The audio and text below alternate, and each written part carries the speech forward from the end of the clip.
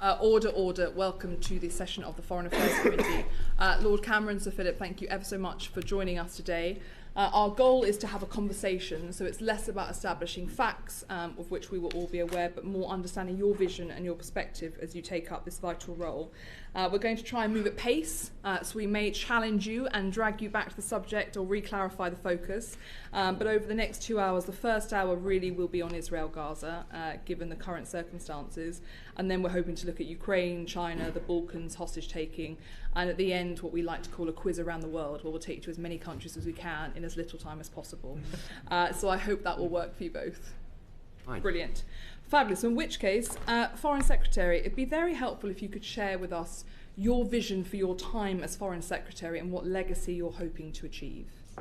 Well, what I want to do is to try and help Britain maximise its security and prosperity in a very dangerous, difficult and uncertain world. I mean, when I compare the world we live in today with the one I left university into, where, you know, the Berlin Wall was falling and Russia was becoming a friend and democracy was spreading and China was joining the WTO and looked like democracy and freedom, free market economics were spreading across the world. It's completely different today. I mean, everything seems to be heading in a more dangerous direction. Russia's started a war in Europe. China is incredibly aggressive. Democracy seems to be on the back foot. Everywhere around the world you see a growth of protectionism. And of course, the threat picture, the conflict picture, whether we look at Africa, whether we look at Europe, whether we look at the Balkans, is extremely disturbing. So in those circumstances, I think trying to make sure that our foreign, security, Commonwealth, development policy is all about trying to enhance Britain's security and trying to maximise where we can our prosperity and opportunity. That is the approach I want to take. Thank you. And tell us, your appointment was lauded largely as the biggest political shock of the last year. What made you accept the role? Was it unfinished business? No, it was just the chance to serve. I believe very profoundly in public service. I didn't expect to be called back to this role. I went to see the Prime Minister on I think it was a Monday or a Tuesday night, and we were talking about various problems, including Israel-Gaza, and then he suddenly said, well, I'm going to be having a reshuffle and I'd like you to be my Foreign Secretary. And that was quite a shock. And I said I instantly would like to say yes, because I enjoy public service. I believe in it. It's a very difficult time for these affairs, and I hope I can make a difference. But let me go away and think about it. And I had a little bit of time to think about it and said yes, and I'm delighted to be back. Did the Prime Minister give you an idea of why he felt there was a change in direction or leadership needed? So, you know, how will you be different from your predecessor? Because we've had lots of foreign policy by slogan, you know, global Britain till the Indo-Pacific. What's different in your approach to your predecessors? I think what the Prime Minister said was pretty much what I've just said to you, that it's a very unstable, uncertain, dangerous world. We've got a range of, obviously this huge conflict of Russia's illegal invasion of Ukraine. We've got the situation in the Middle East. We've got a range of other dangers and difficulties almost everywhere you look. And I think he said, opportunity for someone who's served as Prime Minister to come back and help with these things, that you bring a certain amount, hopefully, of sort of knowledge and contacts and abilities to this role. And so you'll be able to help, have what he wants to be the strongest possible government. I would pay huge tribute to my predecessor, James Cleverly, everywhere I've already visited, I think about 15 countries. Everywhere I go, he is praised for his diplomatic skills, for the hard work and energy he brought to the role. And it's great to be working with him as Home Secretary, because actually one of the priorities, I've got the 5 priorities I've set out for the department, one of them is very much about Britain's security and working with him on issues of immigration. I think too much in the past, and I blame my own government for this, the Foreign Office is going in one direction and the Home Office is going in another, and really trying to get them to work together on things like stopping migration upstream and helping stabilise countries and using all the tools you've got in the toolbox. Forgive me, you won't be interested in a new slogan under your tenure? I haven't come up with one yet, but maybe you could help me out. No, I mean, I've set out for the department priorities basically saying, number 1 is supporting Ukraine, number 2 is more stable Middle East, 3 is enhancing UK security, 4 is international development and the critical global challenges like the multilateral development banks, and maybe we can talk about that, and 5th is prosperity and jobs. I mean, obviously, trade isn't in the Foreign Office in the way that it used to be, but I want to help the Department of Trade deliver these important trade deals. I want to help colleagues to get inward investment into the UK and all the rest of it. So that's the focus. It's very straightforward and down to earth. Thank you very much.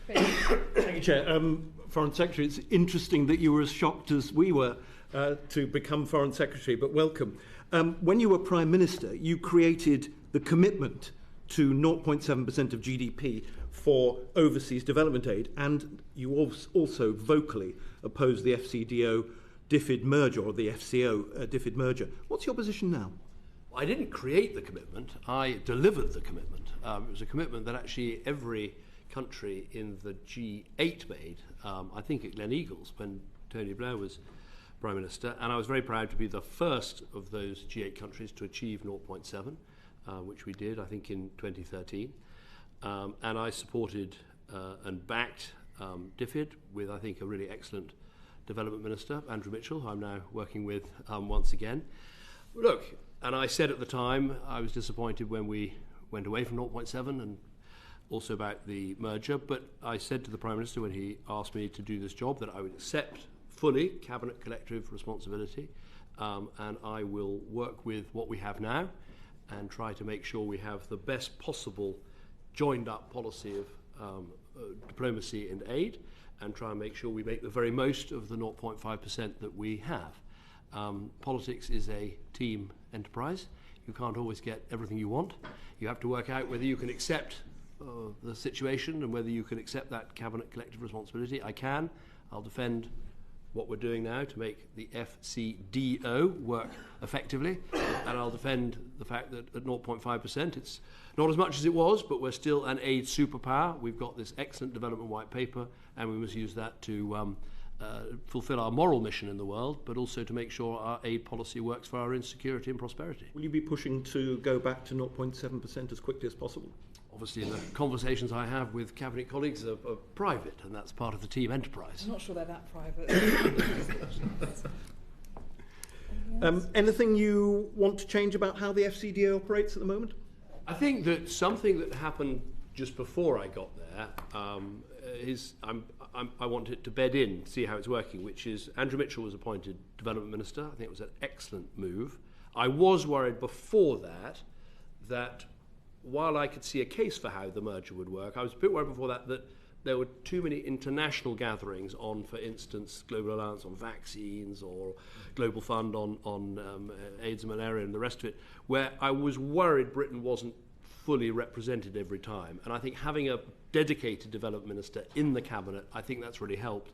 And something we've done inside the department, which Sir Philip I want to talk about, which is having two permanent secretaries, one for foreign and diplomatic affairs and Commonwealth affairs, one specifically for development. I think that's helped, and making sure that some of the key directorates within the Foreign Office report to that second permanent secretary and are working very specifically with Minister Mitchell. I think we're making the merger work better than it was. So I'd like that to take a bit of time, see how that's bedding down, see how that's working, and try and make the most of it that way. I think from our perspective, it would be very welcome to see some political will behind the merger. That's been our biggest criticism. Say again? To see the political will to make the merger work, yes, and not just leaving it to civil servants from our perspective. No, definitely. I think, yes, we're trying to make it work. It's not going back to what happened under Margaret Thatcher when there was ODA was a separate department within the Foreign Office. It's not that. It's trying to make a merged entity work, but with this slight distinction. But look, let's it's quite nice being Foreign Secretary having a £12 billion pound budget. I didn't used to have that when he was Foreign Secretary. But anyway, let's try and make it work. But I'm happy to keep you up to date with how we think it's going. Just very briefly, Foreign Secretary, on the definition of the ODA definition of aid. Do you find it too restrictive and too narrow? There has been some redefining of it, but aid is still very much seen as economic, so we're not seeing peacekeeping operations over and above 15% counting as aid, when actually it's basic stabilisation, you could argue. And at the other end, the BBC World Service isn't covered being as part of aid, when you could say it is critical, especially when you're up against Russia Today, yeah, China TV. The World Service is critical when it comes to the development of civil society and broader concepts that we want to fund and support around the world. Yeah, I'm a bit torn on this. I think there are times when you look at the definition. I remember there was one particular time where if an NGO did mine clearance, it was ODA, but if a military power did mine clearance, it wasn't. So there are frustrations. So I'm all for keeping an open mind about it and looking at whether we should change it. Why I'm in two minds is, of course, once you start, if you change it unilaterally, you open the door to everybody else to change it unilaterally, and then you get a lot of countries that were committed to ODA backing off. So, if you could make some general changes, multilateral changes in the way you suggest, then that would be a good thing. Another way of doing that is just to say we're going to spend 0.4% or 0.6% on an international definition of ODA, and then we will spend a 0.1% on our own definition, which is support the BBC World Service, support peacekeeping more. What you don't want to do, obviously, is have the Russians invade a country and then say it's aid. Yes. Clearly, because that's an absurdity. But actually being tied to these rules and just saying, well, let's see, effectively nothing happens, and if we're not willing to make the changes, it's very difficult to see how other people will as well. On the detail, I'm told that the BBC is partly funded by ODA. A little bit. I think that the danger would be that if you said, here's our 0.4% general definition, here's our extra bit which we define, that is opening the door to other countries doing things that we wouldn't in any way classify as ODA, and then you'd have, and remember, because of COVID, global poverty is increasing. There are more people going hungry. There are more people below the poverty line than there were. So the need for keeping ODA up is strong. So that's why I'm worried about it. But I'm happy to have a dialogue about whether there are changes we should push for multilaterally. Well, can you move us into Israel, Gaza? Absolutely, thank you. Can I just double check, Foreign Secretary, what are our objectives in Israel, in relation to Israel and Gaza? Our objective, first of all, above everything, is to try and help achieve some stability in the Middle East. In the short term, that is our goal, to see an end to this conflict. But our longer term goal is that we believe that there won't be true security either for Israel or for the Palestinians without moving towards a two-state solution. So we have a sort of short-term horizon of wanting to get to a sustainable ceasefire, which we can talk about, and then a longer-term horizon of recognizing that no ceasefire is really fully sustainable forever unless you actually have a political horizon. And apart from our concern, are we doing anything like, for example, developing a roadmap, developing a peace plan with some of our Arab friends in the Middle East, Egypt, the UAE, and other countries?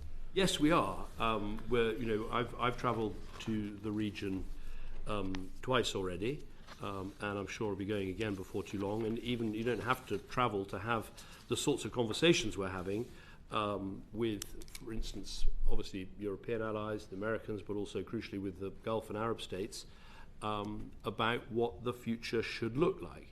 And I think that fundamentally, there are four things have got to happen.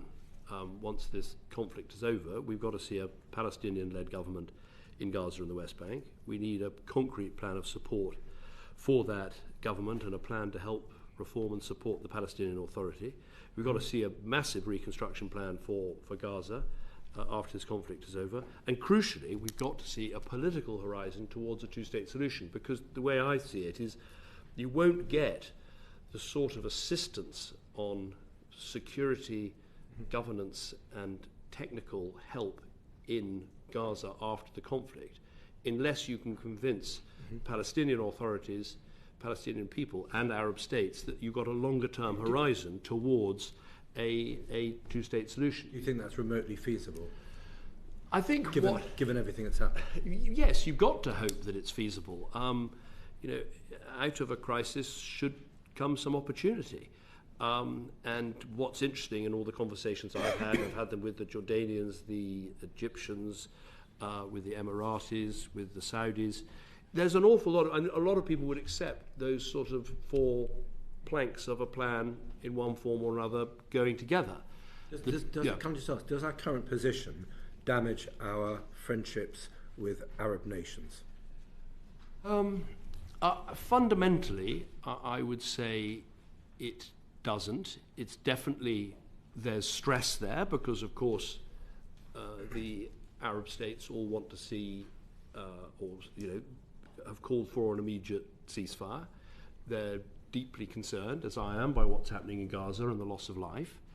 And so, to sit here and argue that it has no effect on our relations, the fact that we've said we want a sustainable ceasefire, I think would be stretching it. But I would say they understand that we're not being sort of deliberately difficult or obtuse about this. We are just very classically British, common sense, practical people, and I can't see a comprehensive ceasefire coming in now while Hamas are still able to launch rockets out of Gaza. So that's why we say sustainable ceasefire. So while they might be a bit disappointed in our position, they, I think, understand it and recognise that it does at least make internal logical sense. And I think they will work with us.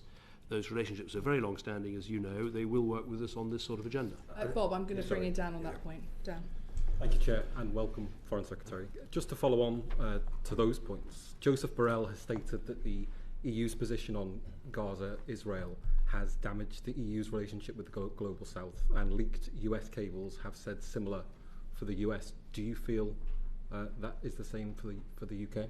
Certainly, there are countries in the Global South, or however you want to term it, who want an immediate ceasefire, disagree with people that don't say that, and so that means you're in disagreement, and so perhaps your standing will suffer in some way. But I don't think we should just accept that and do nothing about it. I think we have to make our case very vigorously, as I do. I mean, when I meet, for instance, South African foreign minister, or talk to them, I would say, look, of course, I want this conflict to end as soon as possible. I don't want to go on for a moment longer than necessary. But a ceasefire to work has got to be sustainable. That means you can't have Hamas in power, able to launch rockets, not releasing hostages. That has got to be dealt with. And I think you get... On that, Foreign Secretary, do you believe that military intervention can defeat Hamas? I think that what the Israelis are trying to do is they are trying to get rid of Hamas's ability to launch further attacks on Israel. I think you can do that. And one can disagree, and I would have differences with the way they've gone about it. Can you defeat an ideology through armed intervention?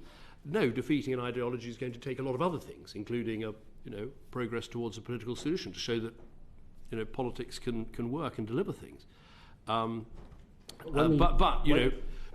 I think that if you take the argument there's nothing more that can be done militarily, you just have to freeze things where we are now, you've then got to make an argument, well, how do you get the remainder of Hamas out of Gaza, get rid of the rocket launchers, get rid of my challenge to those from the Global South or friends in Arab states is to say, okay, there's a ceasefire tomorrow. How do you get rid of Hamas's capacity to launch more rockets? How will you know when that moment has come as British Foreign Secretary? And is it your hope that the UK will be voting for a ceasefire at the UN in the near future? I would hope that we'll be voting. I mean, what we did is we defined what we wanted as a sustainable ceasefire. The Prime Minister said that at Prime Minister's questions, and within a few weeks that was adopted by the UN in Resolution 2720 with unanimous, not unanimous agreement because the United States didn't vote in favour, but without a veto. So that's our position. Yes, I look forward to the moment when this conflict is over.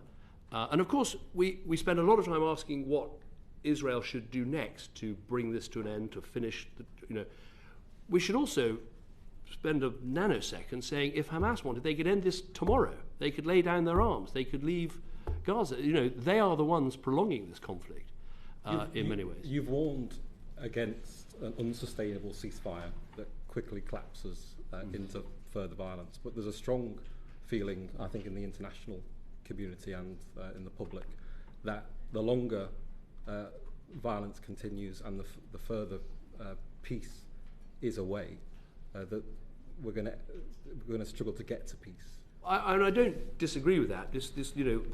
We don't want this to go on. No. So what I'd say, first of all, I would be in favour of humanitarian pauses, including right now. I mean, let's have another pause to try and get hostages out and to get more aid in. I'd be happy for us to do that now. What I'm saying about sustainable ceasefire is it does need Hamas to no longer be capable of launching attacks into Israel. Otherwise, it's not it's not sustainable. And I hope that moment comes as quickly as possible. Florence, just to take you back for a moment, what is the UK's current legal position on whether or not Gaza is occupied? Our position is that that Israel is fighting a campaign against Hamas. We have to check regularly whether that is in compliance with international humanitarian law and assess that. I don't think Israel regards itself as an occupying force, but whether that is correct, I would want to take legal advice, because this comes to this issue about aid, where I think Israel needs to do more, a lot more, to get more aid into Gaza, which perhaps we can come on to. And forgive me, we know that Israel does not consider itself to be an occupying power, but British law currently does consider Gaza to be an occupied power. Can you, an occupied territory. Can you just confirm that on the record? I don't know the precise legal definition of that. I'll have to go back and check. Philip? I think we all know that the Foreign Office does know what the official legal position is. We describe the territories as the occupied Palestinian territories, but that's a different question. That's a descriptor. Yes. Yeah. We should give you a piece of written advice on the legal position. I think what the chair's asking is, do we consider Gaza to be occupied militarily at the moment? Is that what you're getting at? I'm asking for the British government's legal definition, whatever they consider to be the terminology of you're occupied, because as I understand it, there is no question that in law, under British law and according to the UN Security Council Relation 22334, on which we have based our legal position, Gaza is an occupied territory, and therefore from that, Israel does have obligations as an occupying power, whether or not they consider it to be or not. British law does state that, and I would consider it to be quite fundamental that we knew exactly from what premise we were operating when engaging in something so complex. As you know, we refer to them as the occupied Palestinian territories, but obviously Gaza was left by Israel. But I think the question you're asking now is what Israel's done, is that technically an occupation, and therefore do they have legal obligation? The point I would make is, look, whether or not they are de jure occupying, they are de facto occupying Gaza, and therefore when it comes to this issue of aid delivery, we need them to do more. At the moment we're at about 150 trucks a day getting into Gaza. We need to be closer to 500. Every day that we're not closer to 500, we're going to have more people going hungry, we're going to have more people getting disease. There is a danger of there being really widespread hunger. At the moment, something like 90% of Gazans are getting less than one meal a day. And so I've set out with the Israelis a whole set of things that could happen, that they could do that would make a real difference. You know, make sure Kerem Shalom is open 7 days a week. Make sure the Nitzana checking point is open 24 hours a day. Make sure the aid convoys that are coming across Jordan have unhindered access into Gaza. Look at opening the port of Ashdod so aid can arrive by sea, go from Ashdod, either into Kerem Shalom or even better, go into the Erez crossing. Crucially, none of these things will work unless inside Gaza you actually have UN personnel, trucks and fuel capable of taking the aid around Gaza. And again, only the Israelis can really fix that, because there's a bunch of visa applications that are outstanding for people to be there. There's a need for armoured cars for that aid to be distributed and taken around with, and that needs to be fixed, and it needs to be fixed urgently. I think I would also pay credit at this point to you, Foreign Secretary, for what the UK government has clearly done on aid. There is clearly much progress made as a result of that. But just for clarification, therefore, your words, Gaza is de facto occupied, and therefore Israel has obligations as an occupying power, which you are saying today you accept, at least when it comes to aid. I'm saying they have. I'm not a lawyer, so I need to be careful. I'm saying they have responsibilities. No, I'm saying they've got responsibilities to make sure that aid gets through. It's not solely them. There are also, I've been to El Arish myself. There are problems with Egyptian bureaucracy. There's problem with the lack of sort of overseeing logistics, working out what aid is going where. There are other bottlenecks, but fundamentally there are some things the Israelis need to do, because ultimately they have a lot of responsibility for what is happening in Gaza. I'm not giving you a legal definition because I'm not a lawyer. This is a moral and political point. They are occupying, and in fact they are not currently doing all they could be doing on aid, and therefore what they should be doing. I want them to do more. Thank you. Graham. Thank you, Foreign Secretary. I just want to ask a quick question about more on the home front. I represent a very large Jewish community, very large Muslim community. Both communities are both angry and fearful about what's happening in Israel and Gaza. Is there anything, as Foreign Secretary, you can do to help the tension that those communities are feeling at the moment? Are you aware of the impact that is having on those communities? I am. I think everybody can feel it, whether they're living in London or in your constituency or in my old constituency. You feel it in so many of the conversations that you have. I think one of the most important things with both communities, but perhaps particularly with British Muslims, is to demonstrate that we are an aid superpower that's doing what an aid superpower should be doing, and that is getting aid into Gaza. And I've just spelled out, we've got the material.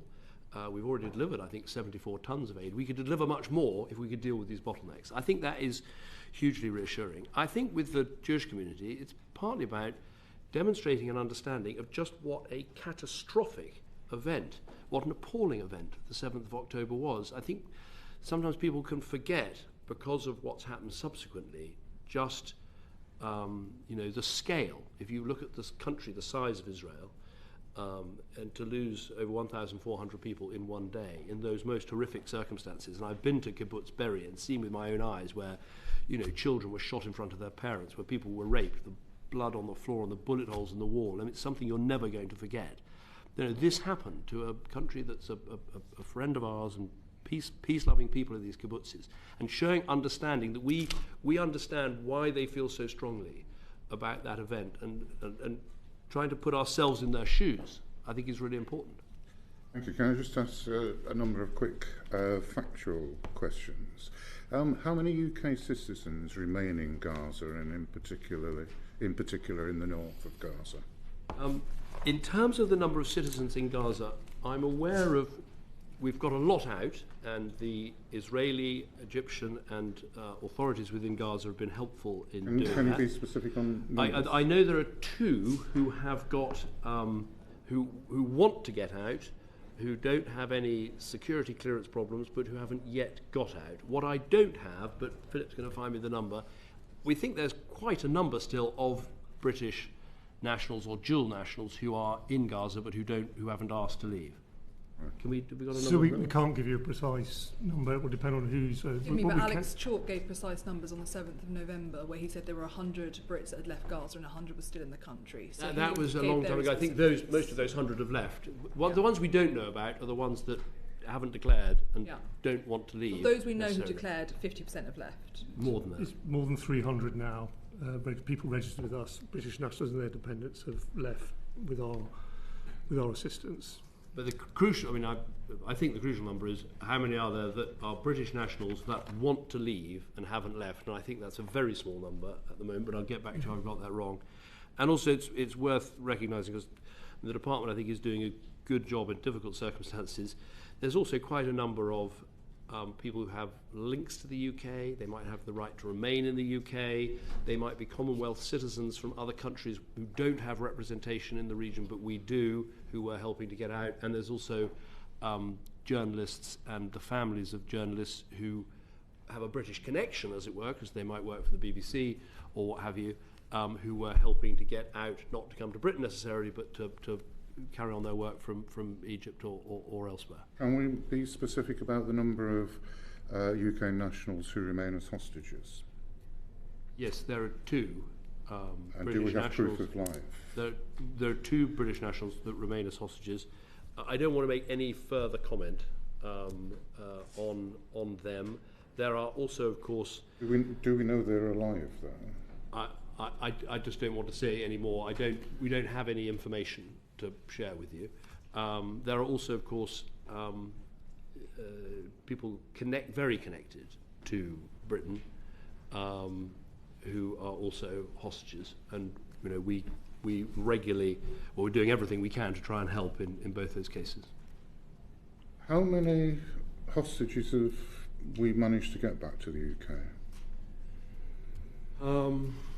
I don't have the figures off the top of my head. There were, I don't. I'll have to write you about that. I don't have the figures. I don't want to give a false figure. But forgive me, we aren't looking at 1,000 people when we're not sure. I mean, how many British nationals have been brought back who were hostages held by Hamas or Palestinian Jihad? Yeah, go on. So, Chair, Israel's obviously taking the lead in conjunction with international partners, including the UK, in trying to secure the release of hostages. We've been acting in support of that. We'll have to confirm. I don't think that the question, how many have the UK brought back to the UK, I don't think is the right way. I'm going to be very fair to the Foreign Secretary and come back to you on this. A few of us were in Doha in December where we met with Roger Carstens, who is the US hostage negotiator. He can tell me in a minute's notice the names of all the hostages who are American who are still being held by Hamas, let alone the ones in Venezuela or anywhere else in the country, and he can most certainly tell me how many have been brought back to the UK, back to the US. How many have been brought back to the UK who had UK citizenship?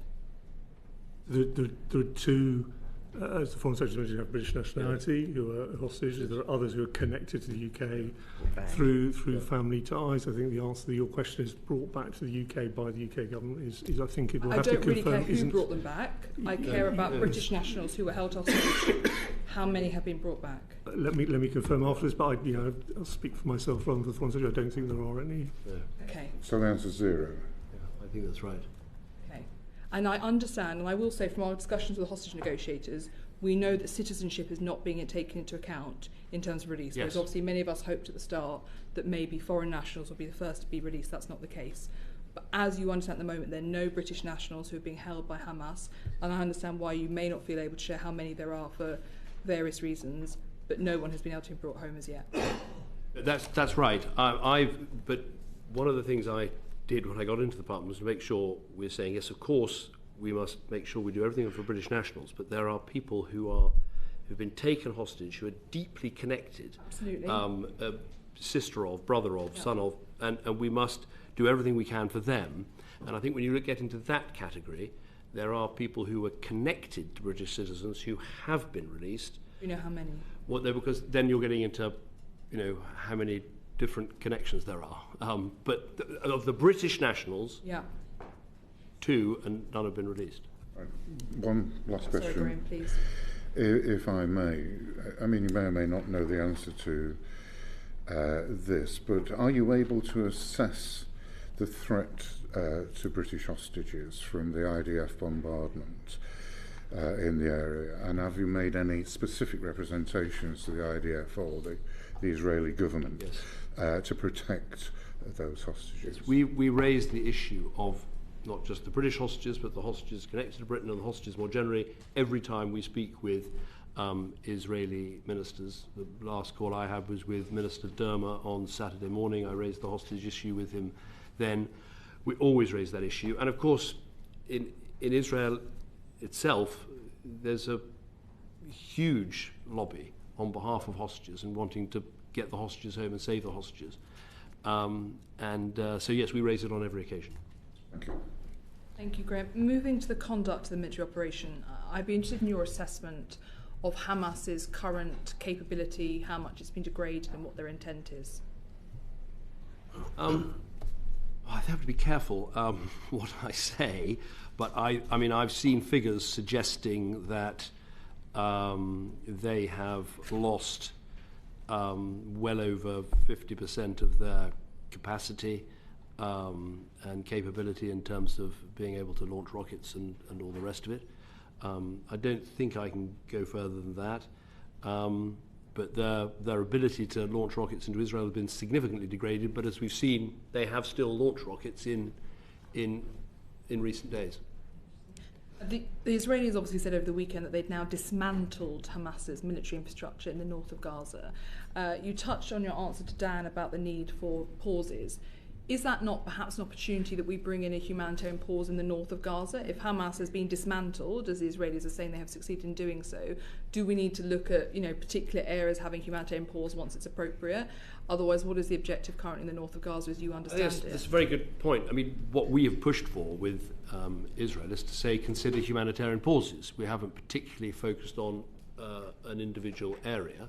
but frankly, anything would help. When it comes to, there are still, most of the Gazans have moved from the north to the south, so it's more helpful to have a humanitarian pause covering the whole of Gaza, because then you can get to the aid where most of the people are. But frankly, anything would help. In fact, one of the issues we'd like the Israelis to look at is switching the water back on into northern Gaza, because that would make a difference. So all of these things, but it's a good thought. I think one of the challenges, obviously, there hasn't been no place that they could go as yet that was safe. So perhaps that provides an avenue. President Biden, as I'm sure you saw, I raised, the Prime Minister has said that there has been indiscriminate bombings that have taken place. You warned on the 23rd of November that civilian casualties in Gaza were too high and that Israel must abide by international humanitarian law. How have you, as Foreign Secretary, achieved a reduction in civilian casualties? What we've done on every occasion of talking to, whether it's the Israeli Prime Minister or President or Minister Dermer or Minister Gantz, who I spoke with recently, always make the point that, of course, we believe Israel has a right to defend itself and to deal with the Hamas threat, but it has to do so within international humanitarian law. It should try and avoid civilian casualties, and we were very clear that they needed to do better in the south than they did in the north. They say today that they are moving from a sort of combat phase to more of a stabilization phase. I don't fully know what they mean by that, but we definitely want them to do everything they can to try to move to a phase where civilians are less under threat. And forgive me, there's some sort of phrase the US used, which I'm not going to quote accurately, but something about friends in public, punches behind the scenes. Do we think the UK or the US, and obviously the US has taken the lead on then, have been unable to restrain Israel in any way in terms of the way that it has conducted its airstrikes? I think it's a very difficult question to answer. I think that, I'll answer a slightly different question if I may. I think the relentless pressure that Israel felt over opening the Kerem Shalom crossing from us and from Americans and others, I think that did make a difference. They eventually relented. I would hope that what we've said, because we are a friend of Israel and we have been a helpful friend in many ways on many occasions, I hope they listen to us. And so forgive me, when I asked the Prime Minister about the same topic, he said that he hadn't seen Israel's targeting. Have we asked to see Israel's targeting process or procedures? I haven't seen it. Have we asked to see it? I haven't asked to see it. I don't think that that's something that they would share with us. They would share their collateral damage percentage that they're working to if we were asking them to do so. Well, they certainly, they've shared that in terms of, they point out, but one can say this is arguable, that they argue their collateral damage percentage compared with other conflicts shows that they are taking the issue of civilian casualties very seriously. So maybe I could get. But I think that's a difficult, that is a difficult one to. I think it's a good way of holding them to account, and realistically, the UK normally operates. Forgive me, Royston might correct me, but I believe the UK normally operates around a 3% collateral damage percentage. There was obviously a ministerial sign-off for particular airstrikes where there may be requirement for a greater risk factor. Israel's must be operating at a 20, 30. I mean, in the past, in 2014, they said they were working at 20-something percentage. I'm just surprised that we don't know what their targeting percentage is in terms of, their civilian collateral damage percentage is, because that would be a direct way for us to have said to them, can you just get it down to below 10%? That is, I mean, they do, in conversation, talk about what they think their percentages are. We don't think that's good enough, and we always push them to do more. We do know what their percentages are, though. We know what they say they have. Okay. Final question from me before I move on to Brendan. During the hostilities in Gaza in 2014, your government decided to review licences for arms exports to Israel, and you committed not to grant any further licences until hostilities were ceased. I think there were 12 specific licences that you were concerned about at the time. Why has there been no review, cessation, pause, despite the fact there should be an automatic trigger that exists within the department to immediately suspend when there's a significant change on the ground? Well, the way this works is that, as I'm sure you know, that the grant of licences is done by the Department of Trade on the advice of the Foreign Office, and the Foreign Office has to look at compliance with international humanitarian law based on an assessment of the commitment that Israel has, the capability that they have, can they actually deliver on this capability, and the compliance. And that assessment is carried out on a sort of rolling basis, and so it is sort of permanently reviewed, and were the circumstances to change and us to reach a different view, we'd advise the Department of Trade accordingly.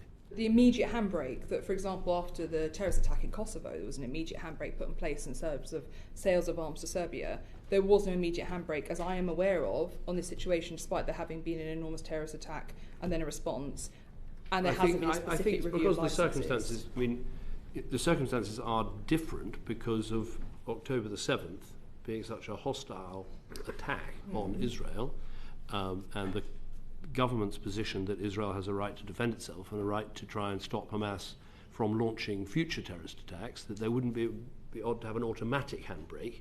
What you have to do is assess on an ongoing basis, which is what we're doing. Israel has a full right to defend itself with international humanitarian law, but the British government has a duty to ensure that its export licences are for arms exports are as accurate as they can be. So you are not aware of any review within the system formally. Rolling basis, the point of a rolling basis that you have the emergency handbrake for when it's needed. Well, it's as you described. I mean, But you put one in place, which is why I'm surprised that there hasn't been one in 2014. Yes, but the casualties are so much higher this time. Well, I think what I've described is what happens, which is it's a decision for the Department of Trade based on advice from the Foreign Office, and that process is properly gone through. Okay. I just find it strange that when there were much lower levels of hostilities and activity, you put in place one as Prime Minister, and this time round, despite the circumstances being so much more serious, there hasn't been a review. I think I've answered the question.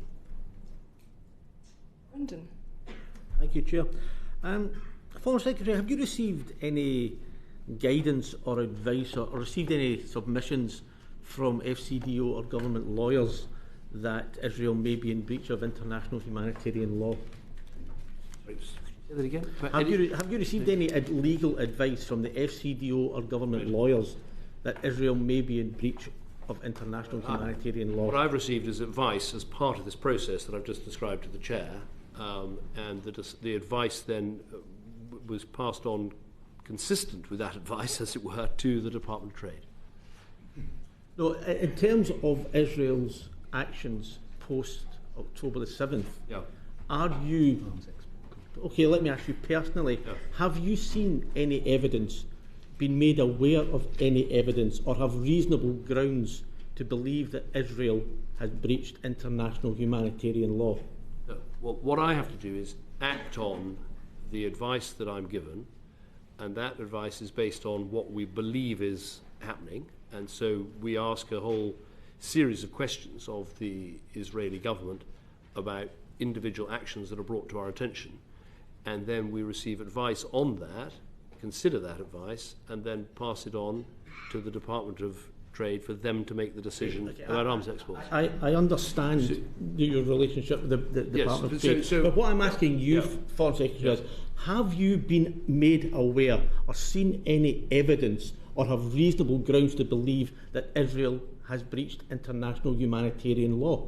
Not arms exports. Nothing to do with arms exports. This is about the international I've seen lots of things that have been deeply concerning, and when I do, I ask advice, and we often, as part of this arms export, we formally have to do that, ask advice about whether that is in fact in breach of international humanitarian law.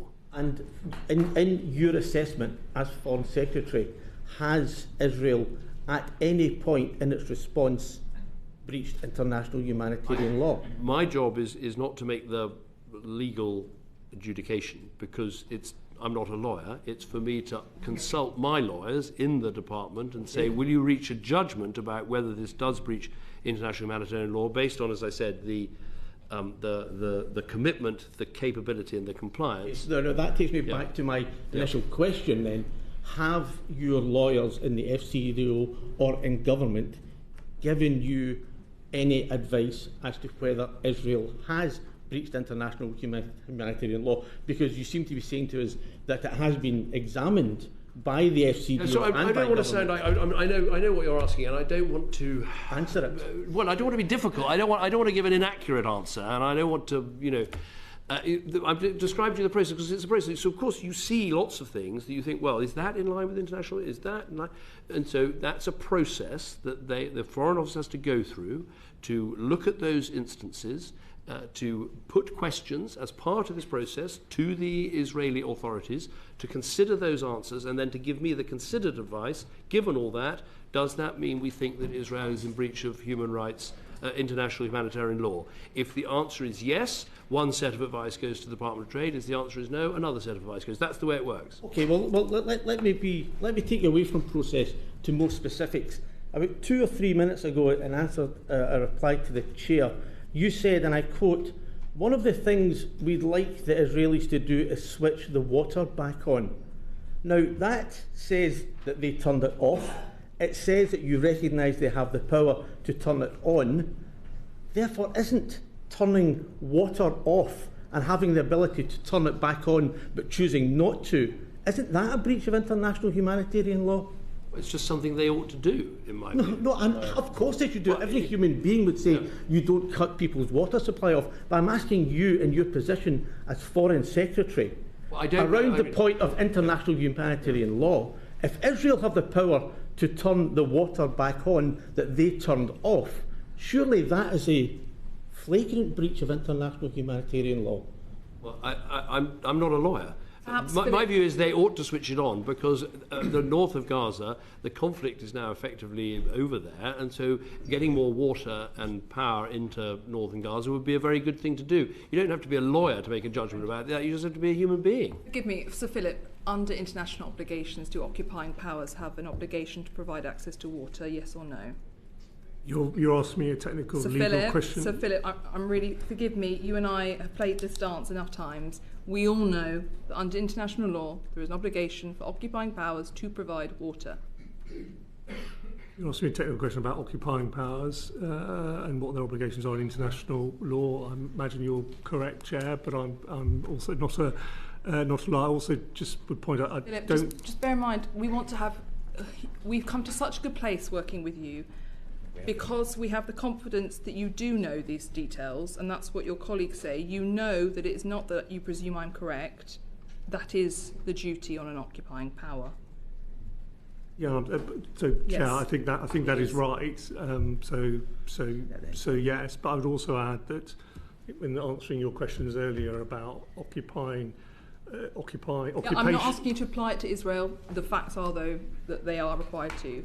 And just Lord Cameron, just to clarify, so you have received no advice at any point from any government lawyer that states that Israel is in breach of international humanitarian law? That's not what I said. No, that's what I'm asking you to clarify. Yes, well, I'm going to give exactly the same answer all over again, which is what my role is, right?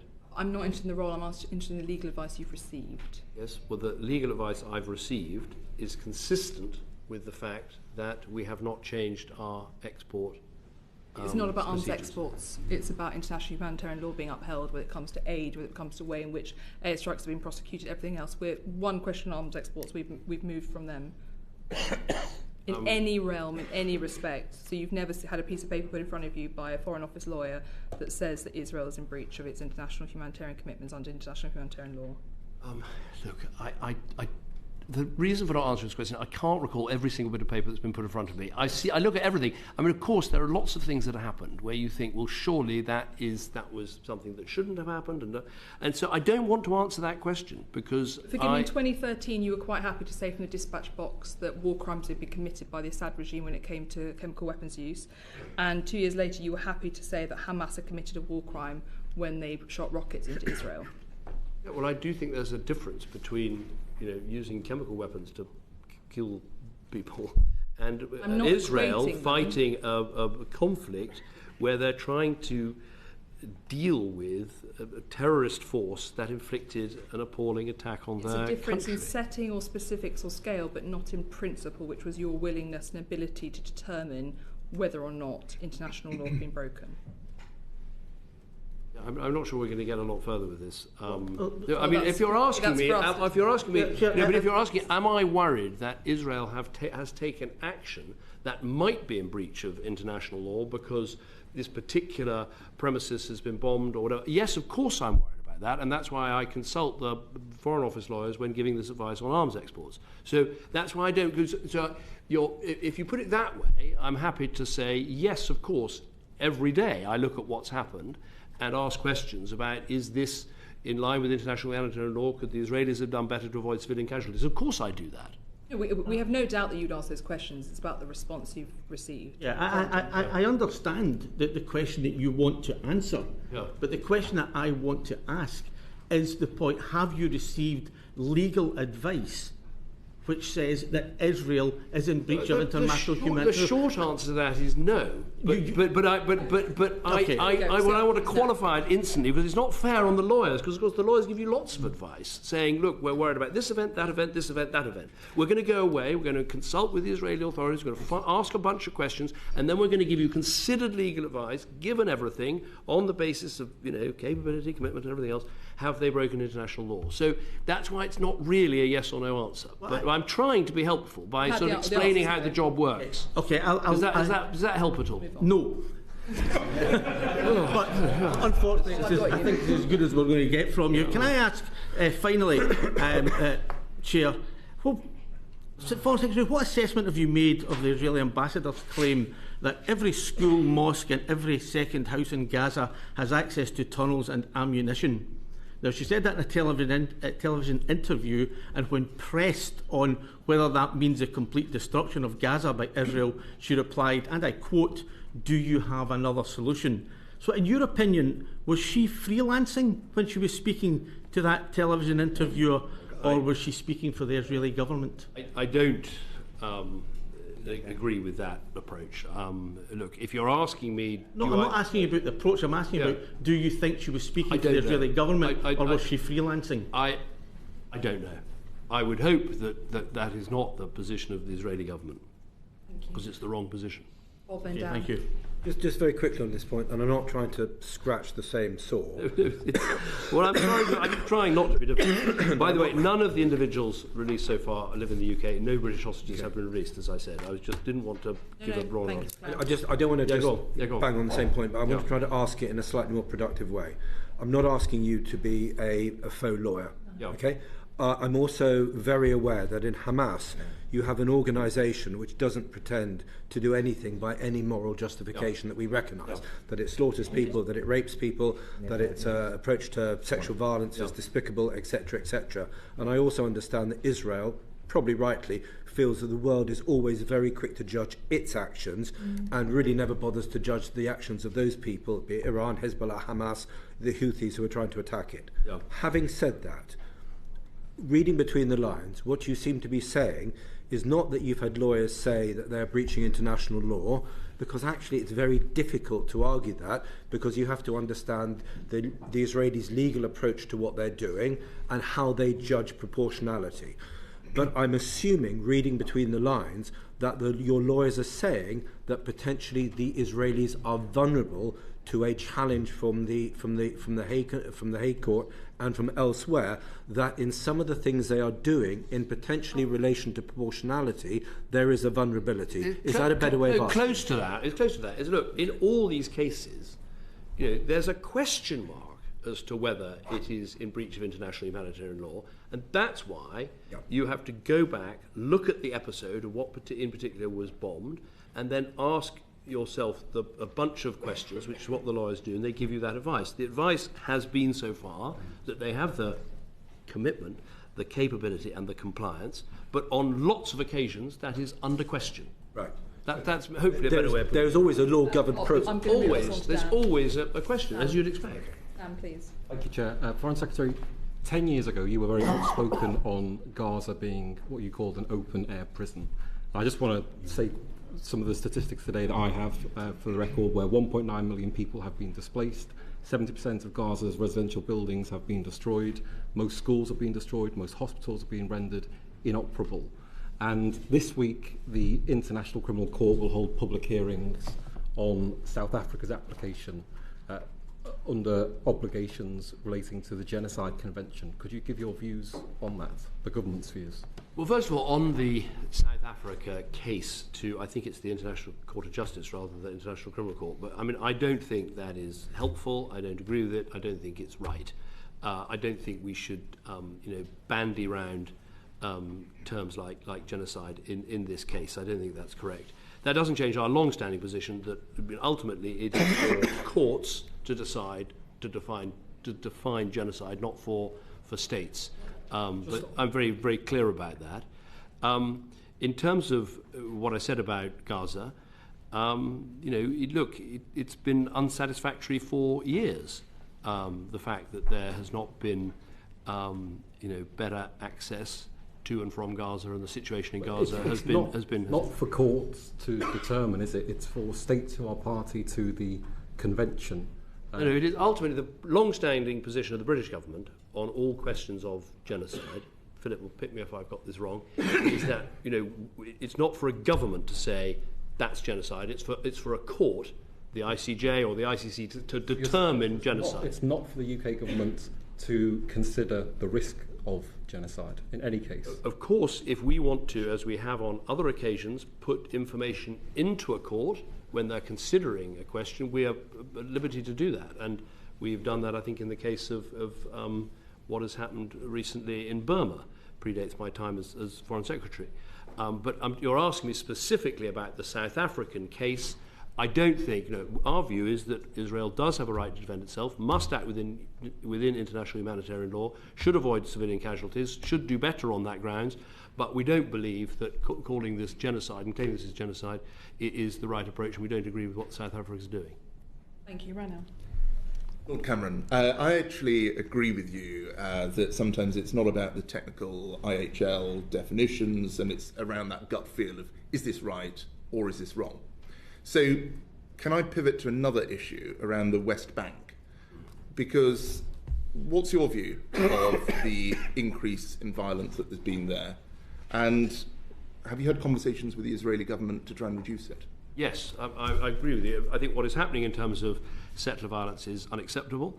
I've raised this, I think, in every conversation I've had with Israeli interlocutors, and we've gone one further than that, which is working with the Home Office. We have put in place travel bans on those people responsible for settler violence, and we have the opportunity, should we judge it right, to move that from a travel ban up to a full sanction, which obviously includes the travel ban and the asset freeze and other things. So we keep a very clear eye on this. It is not right what is happening.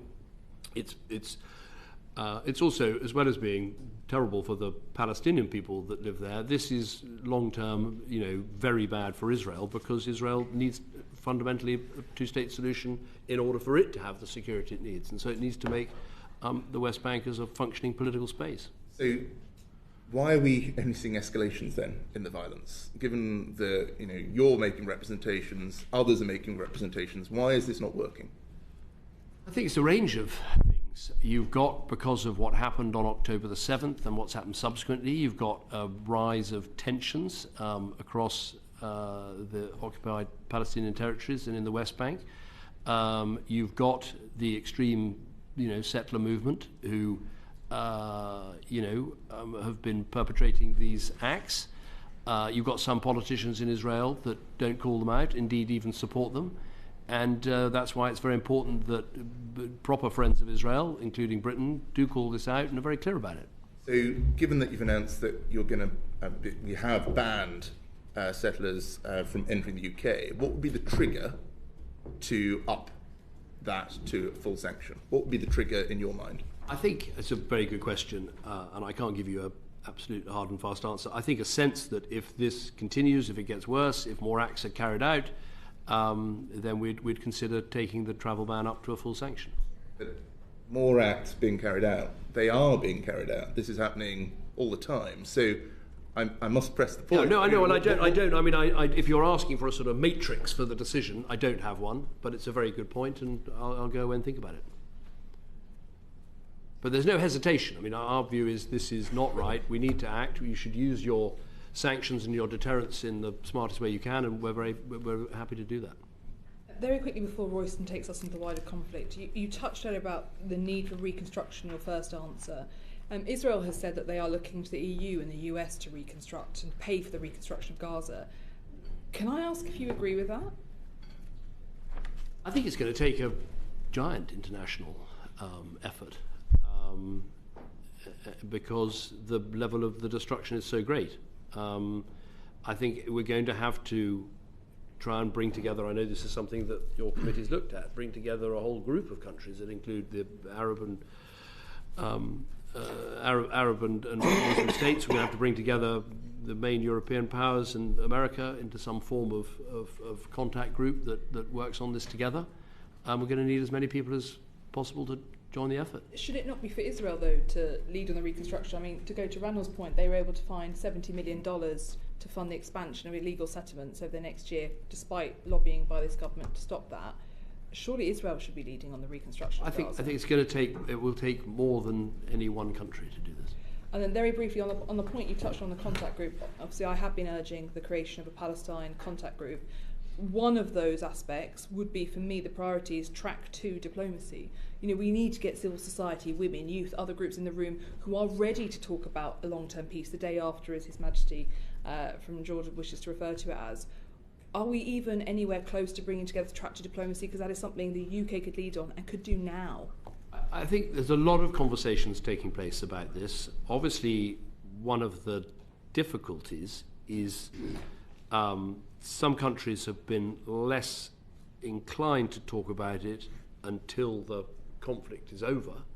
But I think you've seen in recent days, an Egyptian plan. You've even seen the Israelis talk about what should happen in Gaza after this conflict is over. So I think the space is opening up, but the conversations are taking place now. Apologies. Foreign Secretary, thank you for joining us here today. When we started this inquiry, it was about the Middle East and North Africa, but it's morphed into something which is maybe not predominantly, but certainly Israel, Gaza related. But there's a bigger issue, which is why we were looking at the Middle East before October the 7th. And one of the issues which I'm sure we'll come to, which is Yemen, and how we, as the UN penholder, how we deal with that, how we're seen to be playing our part. But before we come to that, what is your sense of what's happening in the south of the Red Sea, and what are we, the government, and you, the Foreign Secretary, doing to prevent contagion in the region? I think what's happening in the Red Sea is extremely dangerous, in that you've had repeated Houthi attacks on not just Israeli shipping, as they would claim, but on all shipping. I think you have to, in some ways, try and separate this from the conflict for a second and think, is it acceptable that one of the most important sea lanes in the world is effectively being closed by a group that are unacceptably and illegally and continually attacking shipping? My answer is no, it's not, and that's why we, with others, set up Operation Prosperity Guardian. That's why we have British destroyers and potentially frigates involved in it. And that is why you heard the Defence Secretary say so clearly that, if this continues, then we have to consider what further action could be taken. So I think, of course, no one wants to see escalation of conflict in the Middle East, but I think it's unacceptable to have the freedom of navigation affected in this way. So that's the position we take. What is your sense of why the Houthis are involving themselves? Now, they would say that it's the Palestinian cause, and they feel that they should do what they can to take the side of the Palestinians against what they see the aggressor, the Israelis. So that is exactly what they say. They're also, in some ways, a proxy for Iranian action, and that is what they say. But fundamentally, the effect of what they're doing is to stop the freedom of navigation, the free flow of goods and manufacturers and oil and everything else, which is important to countries in the region and countries in the world.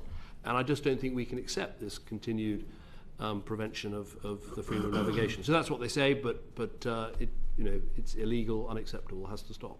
That's what they say, but what do you think? Why now? Why would they want to embroil themselves in this? I mean, very good question. I think partly it's a sort of competition for attention, for voice, for making them more popular in the world they want to be in by taking action because of what's happening in Gaza. But they need to be told, as they have been told, that this is not a sort of free option, that consequences follow. First of all, we will, I think actually the British destroyer, it was the first time British destroyers shot down a hostile aviation thing in about 30 years. So they need to be told that it's unacceptable, but speculating on exactly why they're doing it, exactly why they continue is important, but it's hard to know exactly why. We talk about the roadmap for peace proposed by the Saudi government, and I believe they're in discussions with the Houthis now, although depending on who you talk to, you'll find that the Houthis are cited of the peace proposal, are discussing it with the Saudis, but others in Yemen are being excluded.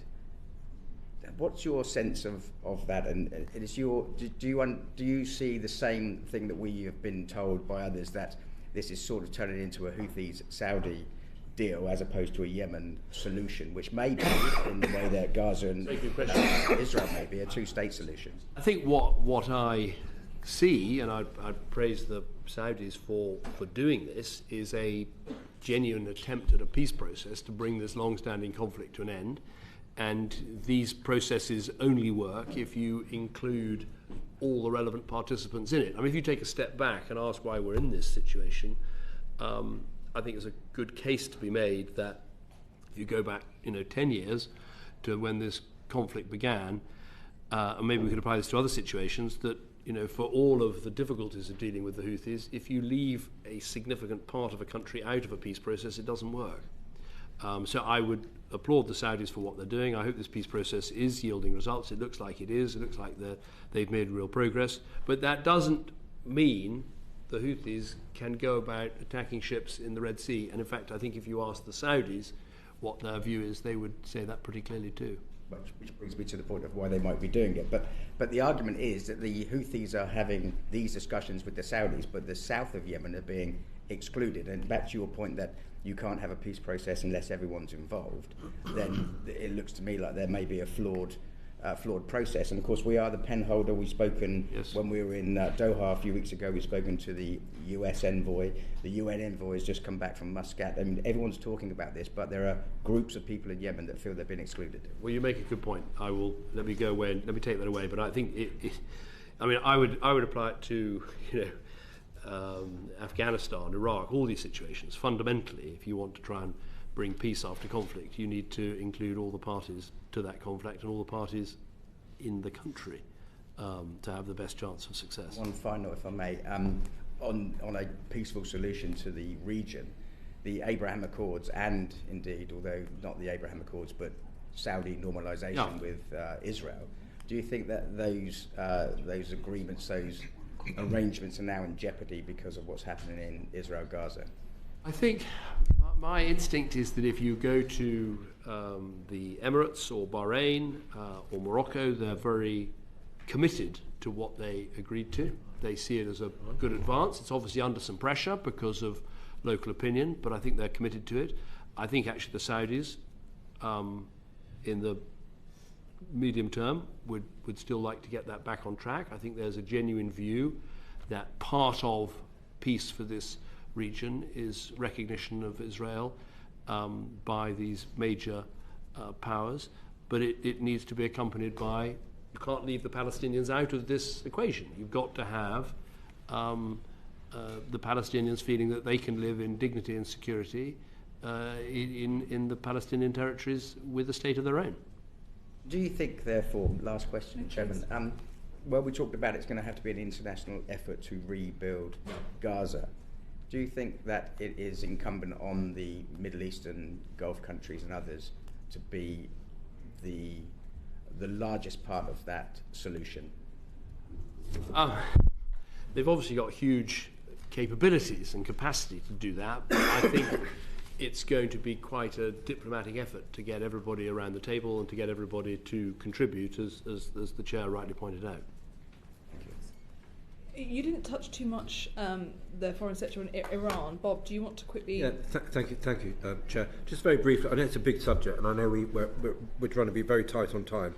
To what extent do you see Iran as an opportunistic manipulator of events, or to what extent do you see Iran effectively as the prime mover behind what is happening, and not only against Israel but also against Saudi, using these various proxies that Iran has, be it proxies in Iraq, be it Hezbollah, be it the Hamas, or be it the Houthis? I think it's probably the first of your propositions, in that it's clear that, you know, what all these organisations have in common, whether it's Hamas, whether it's Hezbollah, the Houthis, or Iran-backed armed groups in Syria and in Iraq, they all have the support of Iran in common, but I think they have quite a lot of agency to act on their own. And so I think it's the first of the suggestions you made. And that's the FCO's view, that they have agency. I think my view very strongly is that Iran is a malign influence in the region. I said that very clearly in an interview the other day. There's no doubt that, you know, they give weapons, they give training, they give ability, they give money, they give support to all these groups. I mean, we know that. We know that Houthi weapons come from Iran. We know that Hezbollah rockets come from Iran. You know, we're not. So we know that, but the way you put the question was, do we think that these groups are backed by Iran, manipulated by Iran, but ultimately are able to make some of their own decisions? If that's the way you put it, I would say it's that, yes. Thank you. Thank you. Dan. Thanks, Chair. This committee warned against the deprioritising of the Middle East, and I just wondered if, on reflection, you regretted that in the last integrated review and refresh there wasn't a single mention of Palestine or the Middle East peace process, and whether you can explain that. Well, the integrated review and the refresh actually was sort of before my time, but I'll own up to another sin, if you like, which is I think that if you go back to sort of 2008, 9, 10 onwards, there were some real efforts to get the peace process underway. Actually, my predecessor, Gordon Brown, wrote a brilliant article in The Guardian today about it. Barack Obama made a huge effort when he was president. But look, they didn't ultimately, they kept getting stalled, and Israeli politics kept going in a direction that made it very hard to make progress. And I remember something Obama said to me, which is, you know, because I was pushing him, come on, Barack, we've got to do more, and he was saying, look, David, we can't want this more than they wanted, i.e. more than the Palestinians and the Israelis wanted. And that's true, but nonetheless, you know, it's one of those things, looking back, you just wish that even more had been done. I'm not sure that answers why it's been missed out of the What is this? I only joined the government a month ago, so I can't answer that question. But it's always been the British government's view, and it never changed through the change of prime ministers, that the two-state solution is the answer to the Israel-Palestine conundrum. That's been absolutely consistent policy all the way through. What I was trying to say is that I think there have been moments of great effort and action, and moments when Israeli politics is going the wrong way, the global financial crisis takes over, other problems, you know, Iranian mischief rises, and it's harder to get this moving. It just, in my time as Prime Minister, it was very difficult to get this dossier moving. And I think, to be fair to my successors, that's been the case subsequently. And Israeli politics has just moved in a completely different direction. Where it was hard to find anyone who supported a two-state solution. Now, hopefully, out of this crisis, we can try and start again to make the long-term argument that the only way you get true peace and security is a two-state solution. But it will be a hard ask. I think a lot of us would agree with the assessment you've just made. I think this committee has been very critical of the fact there was not a single reference to Palestine or the Middle East peace process in the IR or the IR refresh, and the writing was on the wall. In June last year, I gave a speech where I said we were going to see the Gaza crisis of 2023. That was not because I have a crystal ball, but it's because I listened to our Arab partners. I think it's absolutely vital. All of us on this committee feel very strongly that, exactly as per your sentiment, we cannot allow this time to be the time that we fail. We must move forward. On the point of moving forward, I will also now move us on to other areas. Fabian, you wanted to look at the Middle East. Yes, thank you very much, Chair. Foreign Secretary, I hope you'd agree that Libya is a crucial country, given where it is geopolitically and given the total mess it's in, with effectively no state and different factions fighting for the oil wealth and the exploitation of that oil. In 2016, this committee condemned your decision to intervene in Libya as not having been based on accurate intelligence, as an opportunistic exercise in regime change, and as having created a humanitarian crisis. With hindsight, would you agree? The short answer to that is no. I remember reading that report, and I think it was my fellow Conservative who was largely responsible for it, the Member of Parliament for I mustn't traduce him by getting his name wrong. But anyway, I'll think about that while I... Look, the information I had at the time, and I don't think it was inaccurate, was that Colonel Gaddafi was heading towards Benghazi, where he was threatening to kill large numbers of his own population. And we'd seen evidence of him doing that already. And we acted in order to prevent what could have been a huge humanitarian crisis and slaughter. And I think the information on which we acted was correct, and I disagree with the report. But I haven't read it for many years, but I remember reading it in 2016 or 17 and thinking it was bunk. Well, I wasn't a member of the commitee myself at the time, so I'm not going to take ownership of it. But I suggest not calling any of our reports bunk. An initial warning. That's yes. I'm sure there were many good things in the report, but that particular point, and the idea that as Prime Minister you would launch some action in Libya on the basis of what? I don't know. That you thought it'd be a good idea for no reason. I mean, we were genuinely concerned that there was going to be a slaughter. And I'm sure we all understand and by the way, that. So was Nicolas Sarkozy, so was Hillary Clinton, and that's why the action took place. Foreign Secretary, the problem is that we now have effectively no state there, no government. We have competing factions. We have warlords in the shape of people like Khalifa Haftar. We have different countries, state sponsors of armaments to the different factions. And it's a total mess. And through all that, many refugees coming from sub-Saharan Africa are going through Libya instead of staying in Libya to help rebuild that state and returning remittances back to their own countries, and they are crossing the Mediterranean into Italy and into Europe. Now, surely there must have been, some of that must have been the consequence of that intervention. Would you agree? Well, what I'd agree with is that the end of the intervention, when we wanted, and the French and others wanted to help the Libyan factions come together, they did not want any foreign boots on the ground. There was a Libyan national opposition, which was relatively well formed up at the time, but they wouldn't accept outside assistance in that way, and they said that that would make things worse rather than better, and that's the decision that they took. And so ultimately I'd say they failed to take the opportunity to have the help that might have been necessary to try and take armaments out of Libya, to try and get the different groups together to form a more cohesive whole, and they didn't take that opportunity. But we were offering that opportunity. I remember actually bringing the leader of the Libyan national opposition to the G8 in Northern Ireland, I think, in 2013,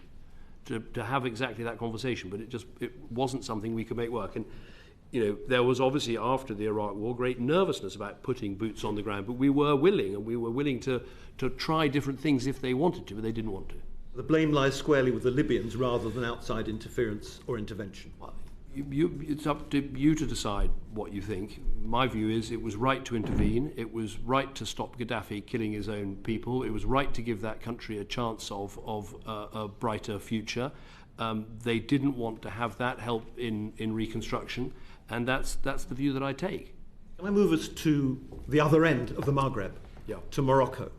And I'll declare my interest in that I was a guest of the Moroccan Parliament on a visit in October of 2022, refer to my member's declaration of interest in the register. But my question is this, that Morocco is a stable country with a functioning democracy. It is of huge strategic importance to the UK, and we have a long-standing relationship with it. Would you agree, and what will you do as Foreign Secretary to further the partnership that we have with this country that is so important geopolitically and can supply us with green energy and has just built this massive port at Tanger Med, which is doing so much to help international trade into Africa? Well, first of all, I have spoken to my opposite number, the Moroccan Foreign Minister, I think twice actually, but certainly once since taking this job, and I think the relations are in a very good place. I think there's a lot of bilateral cooperation on all the sorts of areas that you describe. I think there's a huge appetite on behalf of Morocco to play a bigger role in the region, and indeed when it comes to the Middle East peace process, as well as to be far more sort of outward going and outward facing about trade and investment and partnerships and everything else. So I think it's a very good opportunity for a strong relationship. There are partners in helping to bring about the two-state solution. Would you agree with that? Yes, I think that of all the countries, well, I don't want to sort of single out too much, but I've had lots of conversations with countries that have an interest in how we move forward, and they've been some of the most forward-leaning and enthusiastic about the role they might be able to play, but also very enthusiastic about the bilateral relationship and what more we can do together. Thank you. Rana. Just very quickly, so you've said there's an enthusiastic relationship between Britain and Morocco. You've said that they're a partner in some of our endeavours. So given that there is the long-standing dispute over the Western Sahara and the United States recognised Moroccan sovereignty over the Western Sahara in 2020, which helped unlock normalisation of relations with Israel for Morocco, why won't we? We don't. I mean, I'm very happy to take this away and look at it. Whenever I've asked this question before, because I remember as Prime Minister, it was always, when you're preparing for Prime Minister's questions, someone would throw in, what about Western Sahara, just to see if you're on your game. And I think I don't see a case for change, but I'm very happy to take it away and have a look. Turn to Ukraine, Bob. Is conflict in Israel, Gaza, hampering international support to Ukraine, do you think? It's certainly taking attention away from Ukraine, which I think is a pity, and I think it's the job of the strongest supporters of Ukraine, of which I would say Britain is rightly one, to do everything we can to keep it as high up the agenda as possible, to keep the partnership and coalition of countries that back Ukraine as strong and united and as purposeful as possible. How confident are you in the UK's ability to continue to support Ukraine in a prolonged conflict? And let me just give you two pieces of concern. One, because of potentially what might happen next year in the US elections. And secondly, because there is a lot of circumstantial evidence to suggest that supplies to the Ukrainians are beginning to dry up, that we are being slow to commit, that other countries in Europe are being slow to commit. And if the Ukrainians are needing over 2 million 155 and 152 shells a year to hold positions, and they're getting an estimated half of that, we are effectively undermining their ability to defend themselves against the Russian state, which is now on a war economy footing, when we are not. Yeah. I'd say, I mean, the way you ask the question is, do I think the UK will continue to commit? Absolutely. I think that it's very good that there's such cross-party consensus about this. This is not an issue of contention in British politics, whereas it is a little bit more in American politics and in some European countries. There's wholehearted support, I think, from people in this country for the economic, diplomatic, military support, and indeed the way people took Ukrainian refugees into their own homes speaks to that. I think we understand the danger of letting European boundaries be redrawn by force and the danger of not responding to aggression. So I've got great confidence in that. I think where I'd agree with you is of all the things I've seen on becoming Foreign Secretary with respect to this sort of dossier, I've been incredibly impressed by the work that's been done, the support, the way we're working with the Ukrainians, the diplomatic support, all that is and the leadership we're giving internationally is great. I think the one area I want to see more, and where I'm talking with the Defence Secretary and the Prime Minister about, is how we do more to get our and others' production of arms and armaments for Ukraine onto more of a sort of mobilised footing. Right. And I think there's more to be done on that. I don't have an answer today, but I'm very focused on it. We are still not on that mobilised footing, and if the Americans, for any reason, pull back in their support, are you confident that the UK and its European allies can make up the difference, considering that actually our support, probably our total supply of 155 shells, could have the Ukrainians going for a month at their current rate of 5,000 to 7,000 shell usage in a summer day? Well, the figures are, in terms of military support, if you add the UK and Europe together, in terms of military support, we're about equivalent to what the US has done. So the direct answer to your question is we really need the Americans to come forward with this package. I'm pretty confident that they will, because ultimately there is a majority in Congress for it. I mean, I've been on the Hill myself and had meetings with everyone from the Speaker to Marjorie Taylor Greene, who is not that supportive. But there is a majority. So I think that will happen. But the point is, that's not enough. Just we want the European support to go through. That needs to happen. We want the US support to go through. We're going to have our package, which we'll be announcing shortly. We need all those three things. But as well as that, we got to recognise now that as well as helping Ukraine through this winter and to help them take the fight to Russia, particularly in terms of the attacks they've made on Russian facilities in Crimea and warships and the rest of it, as well as that, we need production on a more industrialised Before we go on to footing. the next question, can I just ask for greater clarity from the FCO and the Defence and the Ministry of Defence about our level of supply, but also greater clarity over the European Union's level of supply? And I ask that not because we want to give secret information and make it public, but because if we know that we're giving 2 million shells a year to the Ukrainians, it is important that the Russians know that they cannot just wait for us to fade away. So you need that clarity of supply. Can you give us that what I can commitment give today? you is that our commitment is such that with our allies, we want to demonstrate to Putin very clearly that he cannot wait us out, that we are prepared to support Ukraine through 24, 25, 26. We are prepared to give that support because this is absolutely the challenge of our generation. I don't want to get into numbers on shells and all the rest of it, but add up the GDP of the countries of the coalition and we outrank Russia 25 to 1. So, it should not be impossible for us to get on a sufficient industrialised It also footing takes to deliver willpower, that. because you could say that with Afghan 100 times over, and that didn't work out so good in the end.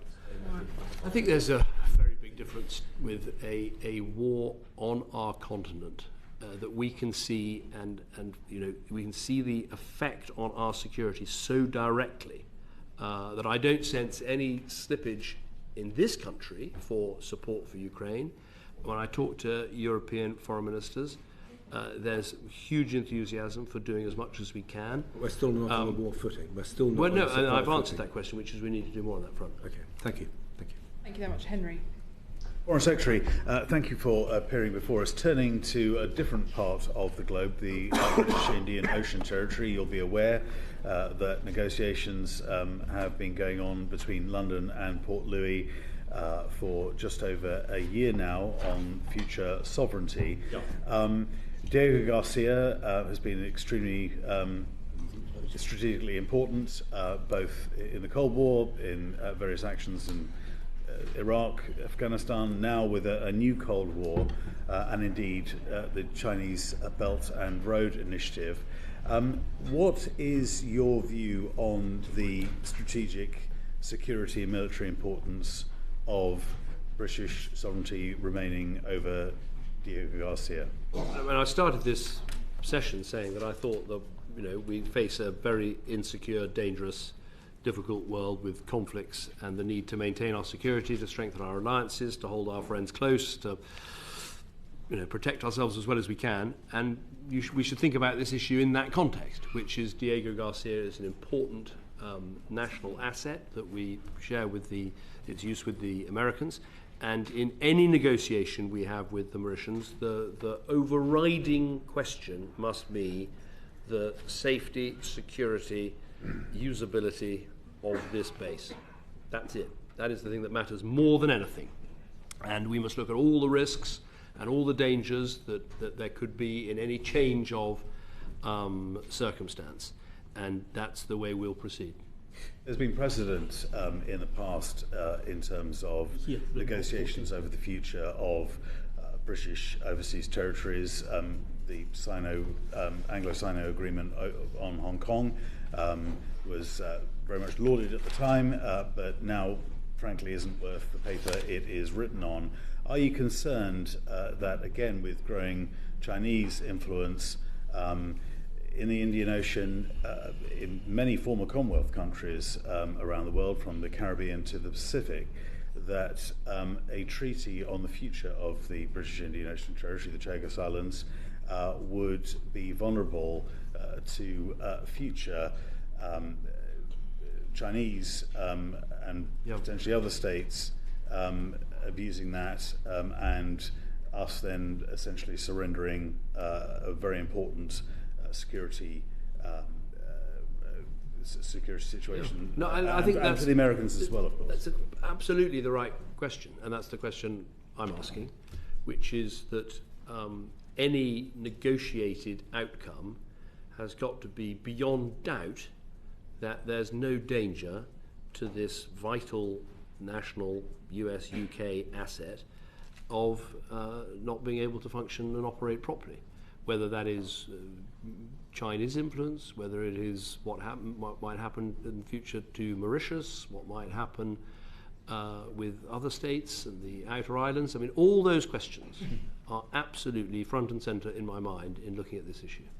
Are you concerned that this negotiations might be setting a dangerous precedent for other British overseas territories that are either uninhabited or are very sparsely populated? So I'm not talking about Gibraltar, which has a very functioning democracy and a clear will, or indeed even the Falkland Islands, but perhaps South Georgia, the South Sandwich Islands.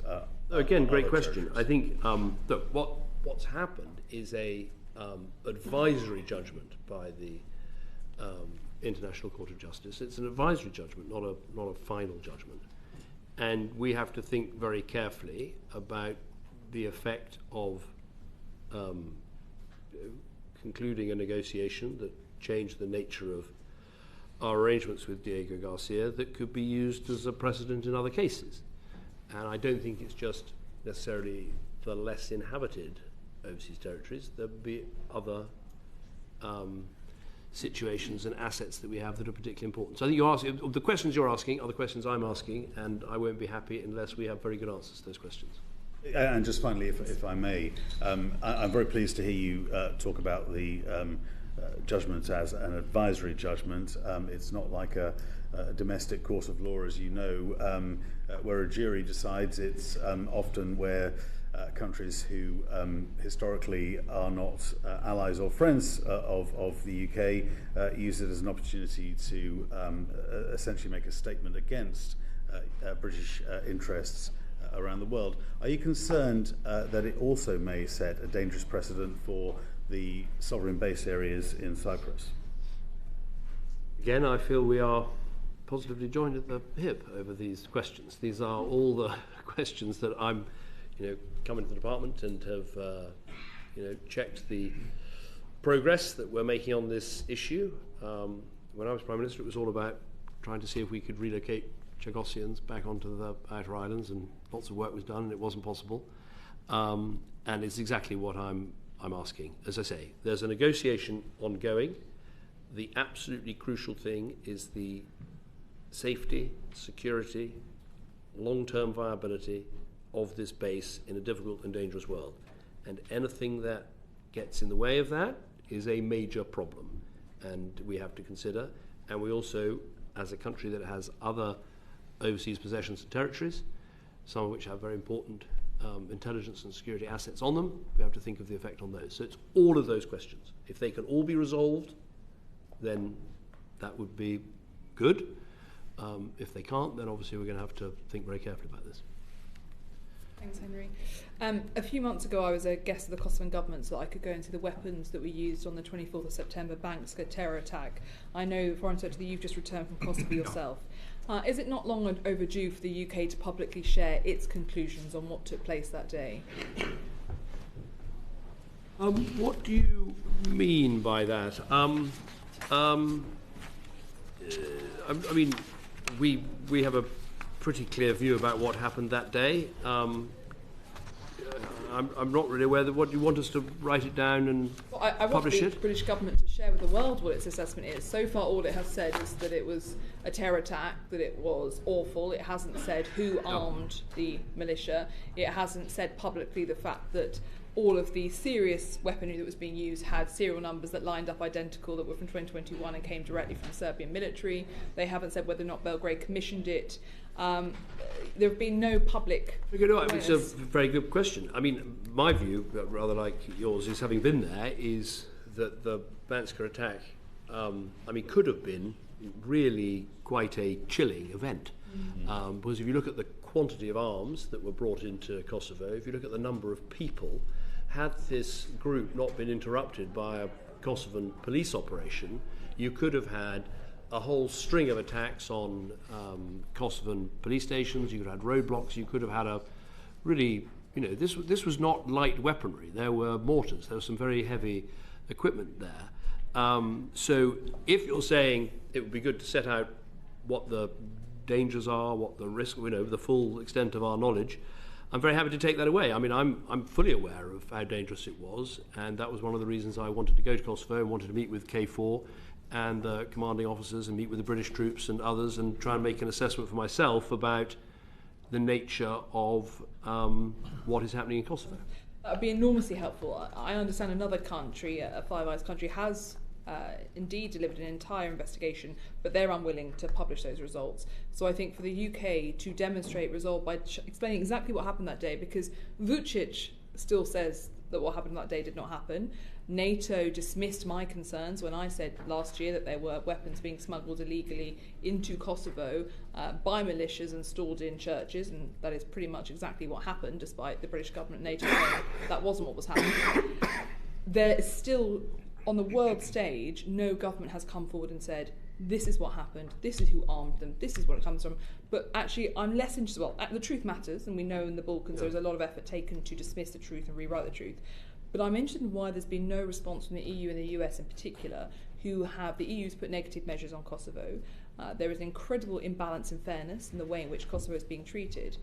Given your visit and given what you saw, given that the UK has opted out of the Quint grouping and the Pristina-Belgrade dialogue, is it now time for us to find our backbone in the Balkans and really make sure that we see the EU and the US shift and that we get to a better and more fair place when it comes to Kosovo and its treatment? Well, I think, first of all, on the sort of dossier, I mean, the only problem, just thinking about it, is, of course, it's always a question of what you can and can't publish. And if you don't publish everything, you're always going to be left with people saying, well, you haven't really told us all the extra stuff you might know that what was going on. So that might be the difficulty. But trying to, explain clearly what we think happened and could have happened, I think is a worthwhile exercise. What I'd say about the British position is we didn't opt out of these dialogues. We, outside the EU, no, not yes. But I think, look, we should, as I've said, make the most of our new position of being friends, neighbours and partners of the EU and not members. And actually on this occasion it means that we should be clear about our own views and our own policy and our own approach. And I think, in line with what you're saying, we should show a frustration, a growing frustration with the attitude of the Serbian government. And of course, we haven't changed in our view that we want to give Serbia a chance of having a Euro-Atlantic disposition. We haven't changed in our view that if they should choose, they should be offered that future. But I think, I feel a sense of growing frustration that they're behaving in this way and doing these things. And we should be clear about that. As for why the EU and the US aren't, whether they're feeling that frustration, I don't know. You'd have to ask them. I sense from the conversations I've had that there is a frustration because they recognise that Bankska was a moment of great danger. One of the things I was struck by while there was that, sort of standing back from this, I would say that my sense is that the posture of the West when it comes to Kosovo and the Western Balkans more generally is sort of set in a time before Russia's invasion of Ukraine, and we need to think a lot about what's changed. Because, of course, Russia wants to do more to destabilise the Balkans, wants to do more through its proxies, including Serbia, wants to make this area and countries like Moldova less safe, and so we should be raising our game about what we can do to combat that. So I think our policy is, I would say, hard-headed, realistic. Lord Peach, Stu Peach, as you know, my former CDS, went to Serbia, discussed all these matters with Vučić in a pretty frank way, and we should continue to do that. Our patience should wear rather thin. I have to say it's an enormous relief to hear that, because that has not been, Britain has not displayed a muscular policy when it has come to this, even when Vučić again threatened British politicians.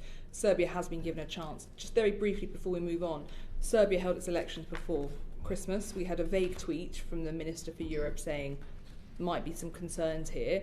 We then saw last week a leading Serbian politician kidnapped, beaten brutally, because he went to lay flowers on the grave of an Albanian girl who was murdered by Serb forces. The brutality against him was really quite severe, and yet I've heard nothing from our Minister for Europe.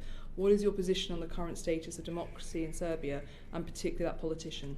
Well, first of all, we've called on for Serbia to investigate and act quickly on reports of serious election irregularities and to implement the recommendations of the OSCE and others. We share the concern of others about the way the elections were run.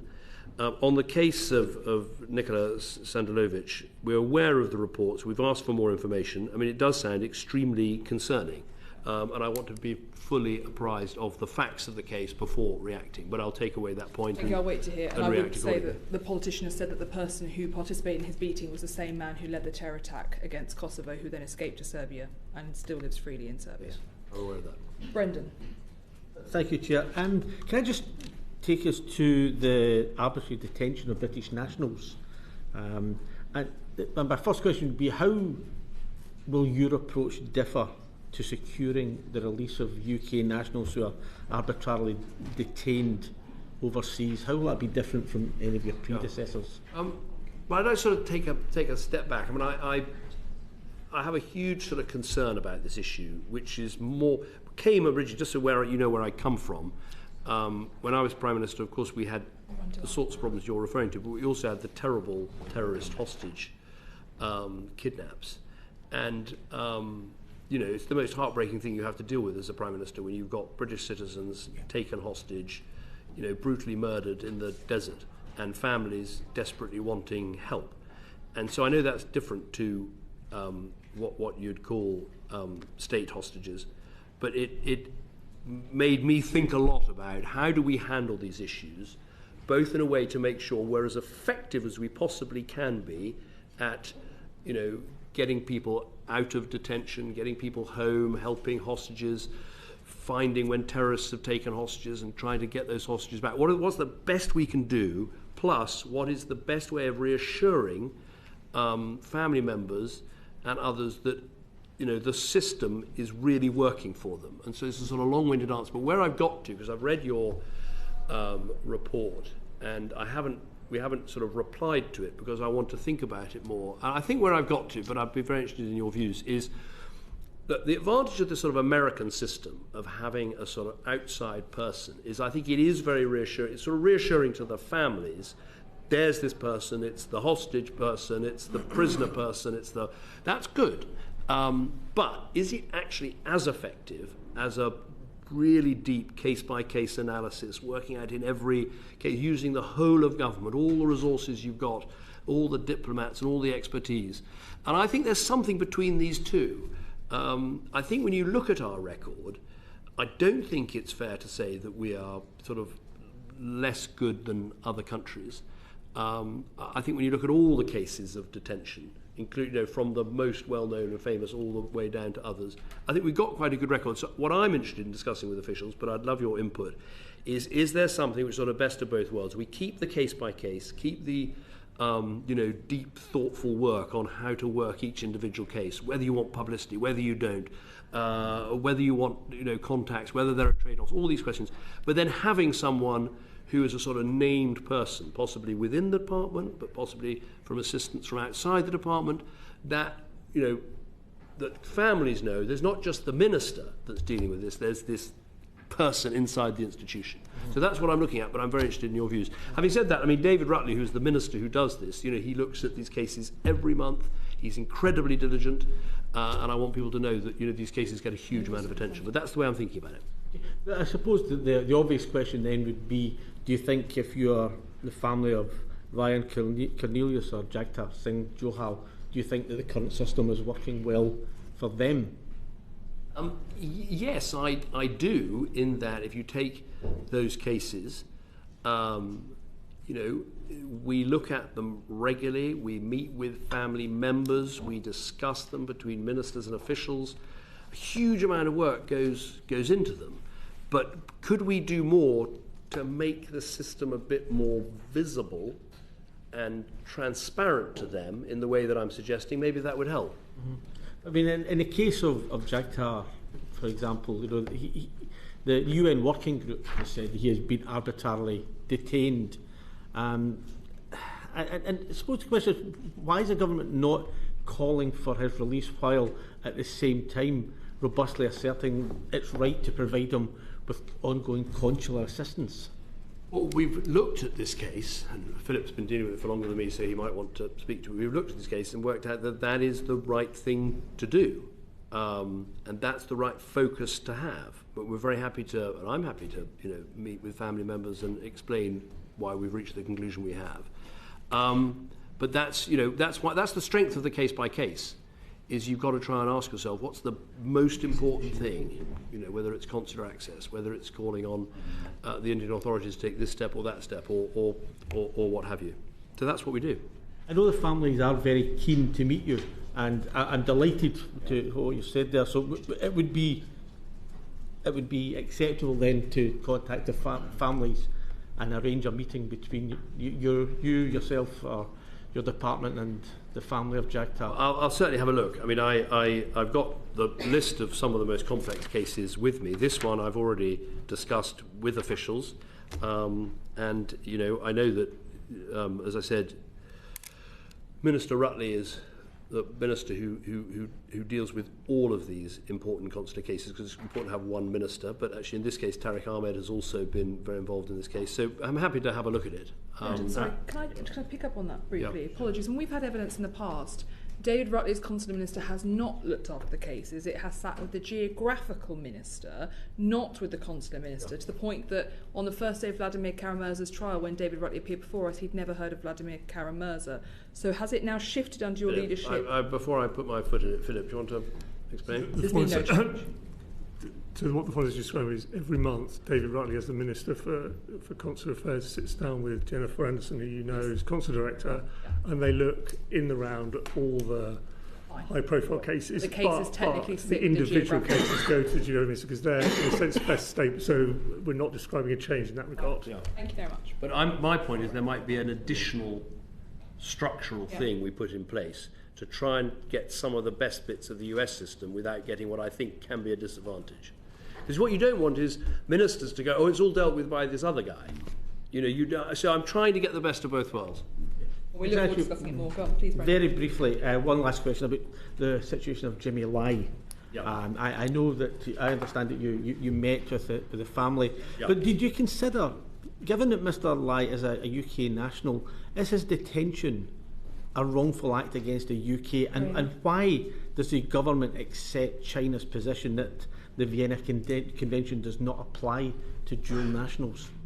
Well, what we've said with this case is that we think China should repeal this law. This is a political trial, and they should release Jimmy Lai. On the issue of whether we refer to something specifically as arbitrary detention, there's a whole sort of complex set of legal arguments about whether you should or should not, in each case, do that. I'm very happy to write to you about it, because I don't want to mislead you in any way. But the most important thing is we're saying scrap the law, end the trial, release him. Thank you. Perfect. Or did you want to come in briefly? Yeah, just on the Jimmy Lai thing. I mean, and the Vladimir Kara-Murza thing. These are very, very basic sort of, very basic black and white, right and wrong. And the UK does seem to have a bit of a reputation of not kicking off enough in defence of its nationals, whether they're dual national or not. And Jimmy Lai has never been a Chinese citizen. We have a reputation for slightly soft peddling rather than kicking off in defence of our people who are political prisoners elsewhere in the world, including Jimmy and Kara-Murza in particular. I mean, I don't think that's fair, but I mean, I kind of know exactly. I mean, I used to worry about this a lot and always was kicking the tyres as Prime Minister. I'm doing that again as Foreign Secretary. I think the point is you've got to ask what actually works. And so my instinct is always sort of go in, size 10's blazing. We've got to make a fuss about this. We've got to do more. But then you've got to listen to the officials. And it might not change your mind, but it might, because it might be that there's some important ways that we think we might get this done if we make this argument rather than that argument. And so I just don't fall into. I mean, I think let's look at the facts and figures. So fair enough. In what way has that helped either Jimmy Lai or Vladimir Kara-Murza? Well, in those cases, we haven't yet met with success. I'm arguing, though, my argument, and I was talking actually to my predecessor about this morning, because I know he took it. If you look at the whole set of detained people and look at, does Britain do okay on this? I think the picture is a better one. But I totally, and I feel this is the Prime Minister who was PM when Nazanin Zaghari-Ratcliffe was originally taking. We've got to permanently kick the tires and ask ourselves, have we done the right thing? Have we raised the right arguments? Have we used the right level of publicity? Have we intervened at the right level? Have we intervened often enough? What works? These are the questions we've got to ask. But I'm a bit like you, but there's a danger of falling into the trap of just thinking if you shout and beat your fist, you get the results. I think there's always worth having that conversation with people who spend a lot of time thinking about it to work out what's best. Ryan, please. When you were Prime Minister, Foreign Secretary, you and George Osborne and others, it wasn't a party political issue, had a very optimistic view of China's developing role in the world. I think it's fair to say that. It's no longer, I think, possible to sustain that optimistic view. How do you see the government's policy in regards to China developing as it becomes more aggressive and hostile? I think, Graham, you put the question in exactly the right way, which is, a lot has changed. I think in 2010, the greatest priority for the government was to get the economy growing, to get investment into the country, to get our exporters exporting and all the rest of it. And there seemed to be an opportunity to have a better relationship with China, and we achieved that. And there were some good wins on trade and investment and what have you. But a lot has changed since then. We've had the situation with the Uyghurs, we've had the situation with Hong Kong, we've had the wolf warrior diplomacy. We've had a China that is a lot more assertive and aggressive in lots of different ways.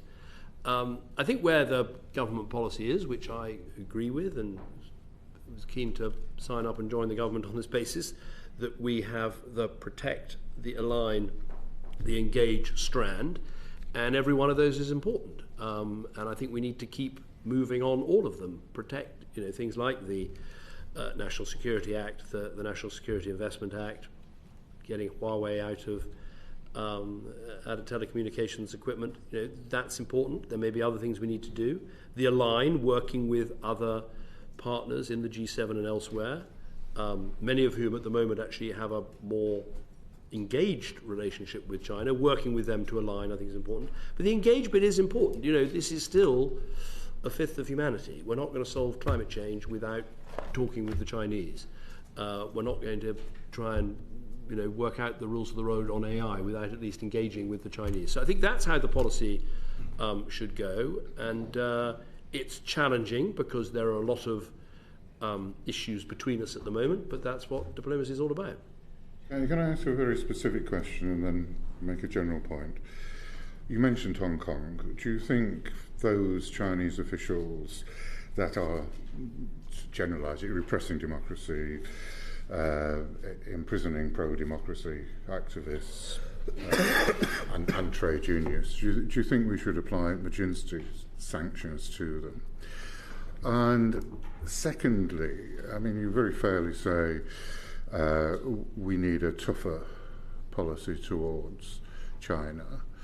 Do you think my impression of the department is it is still operating to the old policy rather than a new policy? And you mentioned Huawei.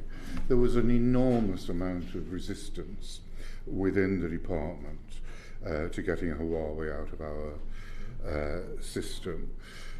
When the Chinese consulate in Manchester beat Manchester citizens up on the streets of Manchester, there was a resistance from the department from taking official action. They let them quietly sneak out of the country. So I'd just be interested in your comments on that. I'm going to defend my civil servants. I would say I'm not sure they ever fully adopted the George Osborne, David Cameron policy.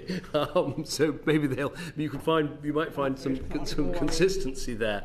I think look, what matters is getting the right results, and the situation with regard to Manchester. I'm sure Philip would, before my time, but would say, look, ultimately they're out of the country, and there wasn't a massive tit for tat with a whole bunch of British diplomats being sent home, so we got the result that was necessary. On Huawei, look, it was difficult because it was one of the few things that after leaving office I actually asked for a sort of proper briefing about, because the advice changed quite radically from about 2015, when I think I last discussed it as Prime Minister, to 2017-18 when it happened, and so I wanted to understand what had changed, and perhaps we might need a more private setting to go through that. But I don't think there was any resistance in the Foreign Office. The situation had changed. What the Americans were doing had changed. That didn't necessarily mean we had to just follow the Americans because they're allies. It actually changed the nature of Huawei's business in Britain, if I can put it that way. So I would say the department is a lot of people who understand China very deeply, who want us to have a relationship that can bear a load and can deal with things like climate change and make sure that we have diplomatic relations. But there's no naivety. I don't sense any in the department naivety towards this. They know that China has changed in the last few years and become more assertive and more aggressive, and that's why the protect part of the policy is so important. I'll try to get to the same point by asking a different question. You were very generous to your predecessor in your opening remarks. Can you name a single benefit that came from his recent trip to Beijing? Yes, I can. In that I think that his most importantly, I think his Mansion House speech was excellent. I mean, I think it really is a good speech on Britain's relationship with China and the difficulties and pitfalls and problems and how we should approach it. I think it's really good.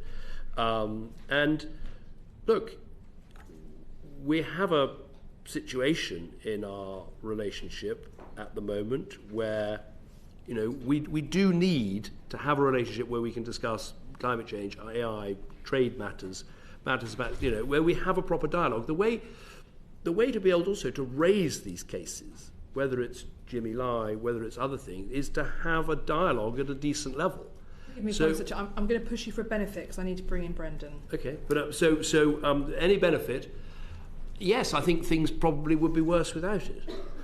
That's a very Sir Humphrey answer. I'm going to apply for your job in a minute. But I mean, I think that's true. We've got all sorts of disputes, including about their embassy and our embassy. I mean, it would be much worse without it. Please. Do you agree with the Parliament's Intelligence and Security Committee, who said in their China report last year that it is possible that David Cameron's role as Vice President of the £1 billion China-UK Investment Fund was in some part engineered by the Chinese to lend credibility to Chinese investment as well as to the broader China brand? Well, I might if it had ever happened, but there was no fund, it never got going, it never started, and it never happened. So this is a bit like the blind man in the dark room looking for the black cat that isn't there. You said right at the beginning that China is incredibly aggressive.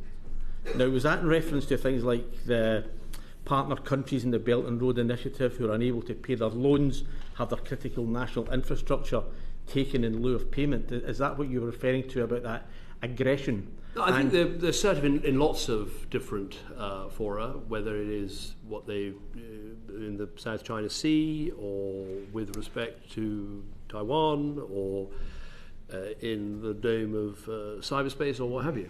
Yeah, but you have been a friend of China up until very, very recently. And you know, just weeks before becoming Foreign Secretary, you spoke at an investment event for Port City Colombo, whose main developer is owned by the state-owned company based in Beijing. Do you regret that now, particularly given that, as I understand it, that port is now in the hands of the Chinese government? No, I mean, I did that. I mean, like many former prime ministers, I was worked with Washington Speakers Bureau, and this opportunity came up, and I did it as a friend of Sri Lanka. Actually, the Sri Lankan President, Ranil Wickremesinghe, when I was there on holiday, I met with him, and I went and had a look at Port Colombo, and his view was that this was something, having taken over from the Rajapaksas, the less said about the better, this was something he was keen to support and keen to make progress with. And so when this opportunity came up, I thought it was a sensible thing to do. But that was only, 4 months ago? You know, shortly before taking this job, where you're now seen as being quite hawkish on China. But weeks before taking this job, you were actively promoting Chinese investment in Sri Lanka. Actively promoting Sri Lanka. Right. Well, so the British, as I understand it, our High Commission in Sri Lanka has facilitated British businesses to go and look at Port Colombo and have a look at whether they ought to invest in it. I mean, if you take a step back, what is Port Colombo about? Fundamentally, I think Dubai, with the DIFC, the Dubai International Financial Centre, did build a very effective way of attracting international businesses into a country, principally by having British law and British judges making judgments about land and building and title and the rule of law and all the rest of it.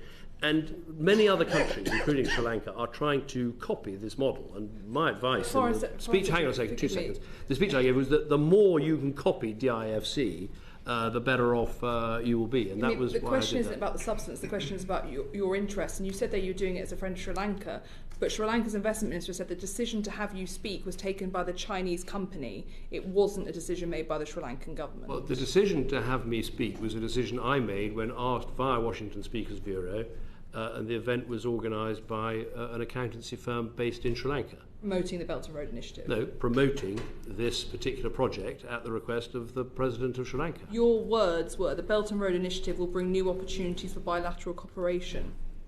I don't know where you're quoting that from. I mean, Belt and Road Initiative projects... The 2018, after a dinner with President Xi Jinping, you released a statement that said that.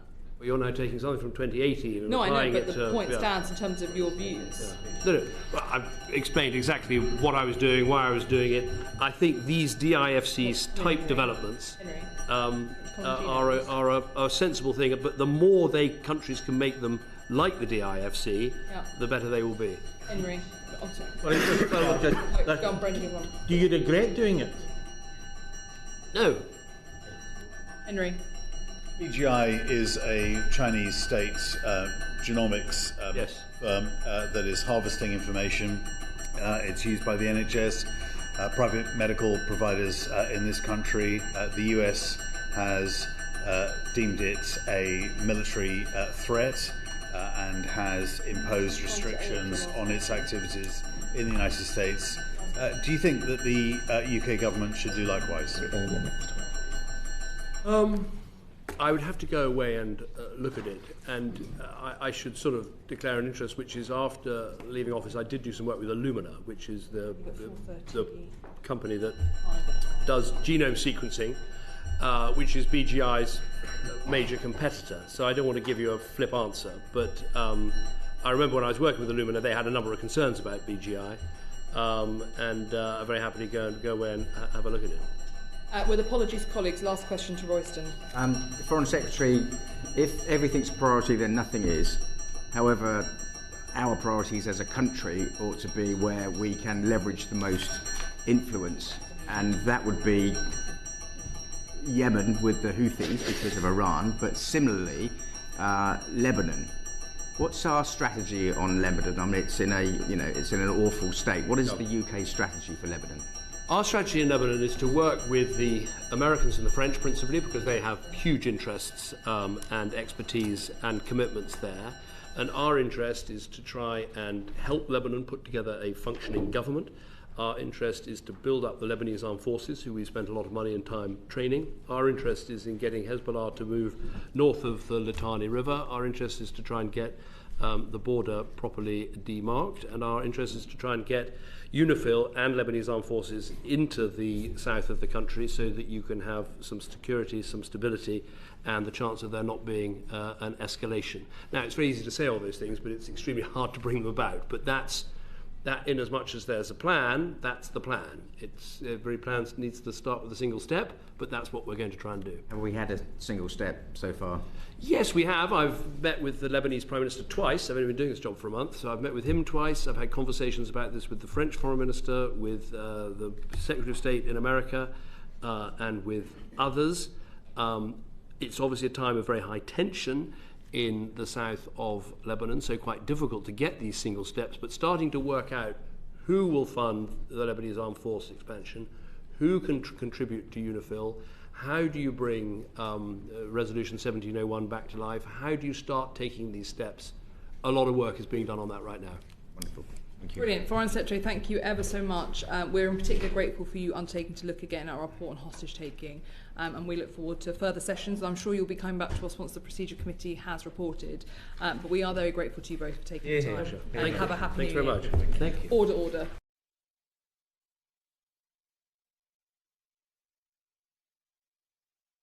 The proceeding has ended.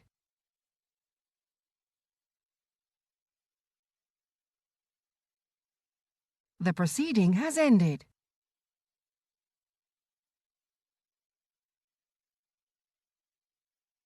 The proceeding has ended.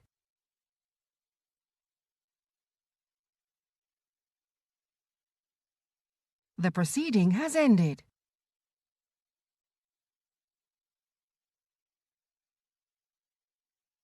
The proceeding has ended.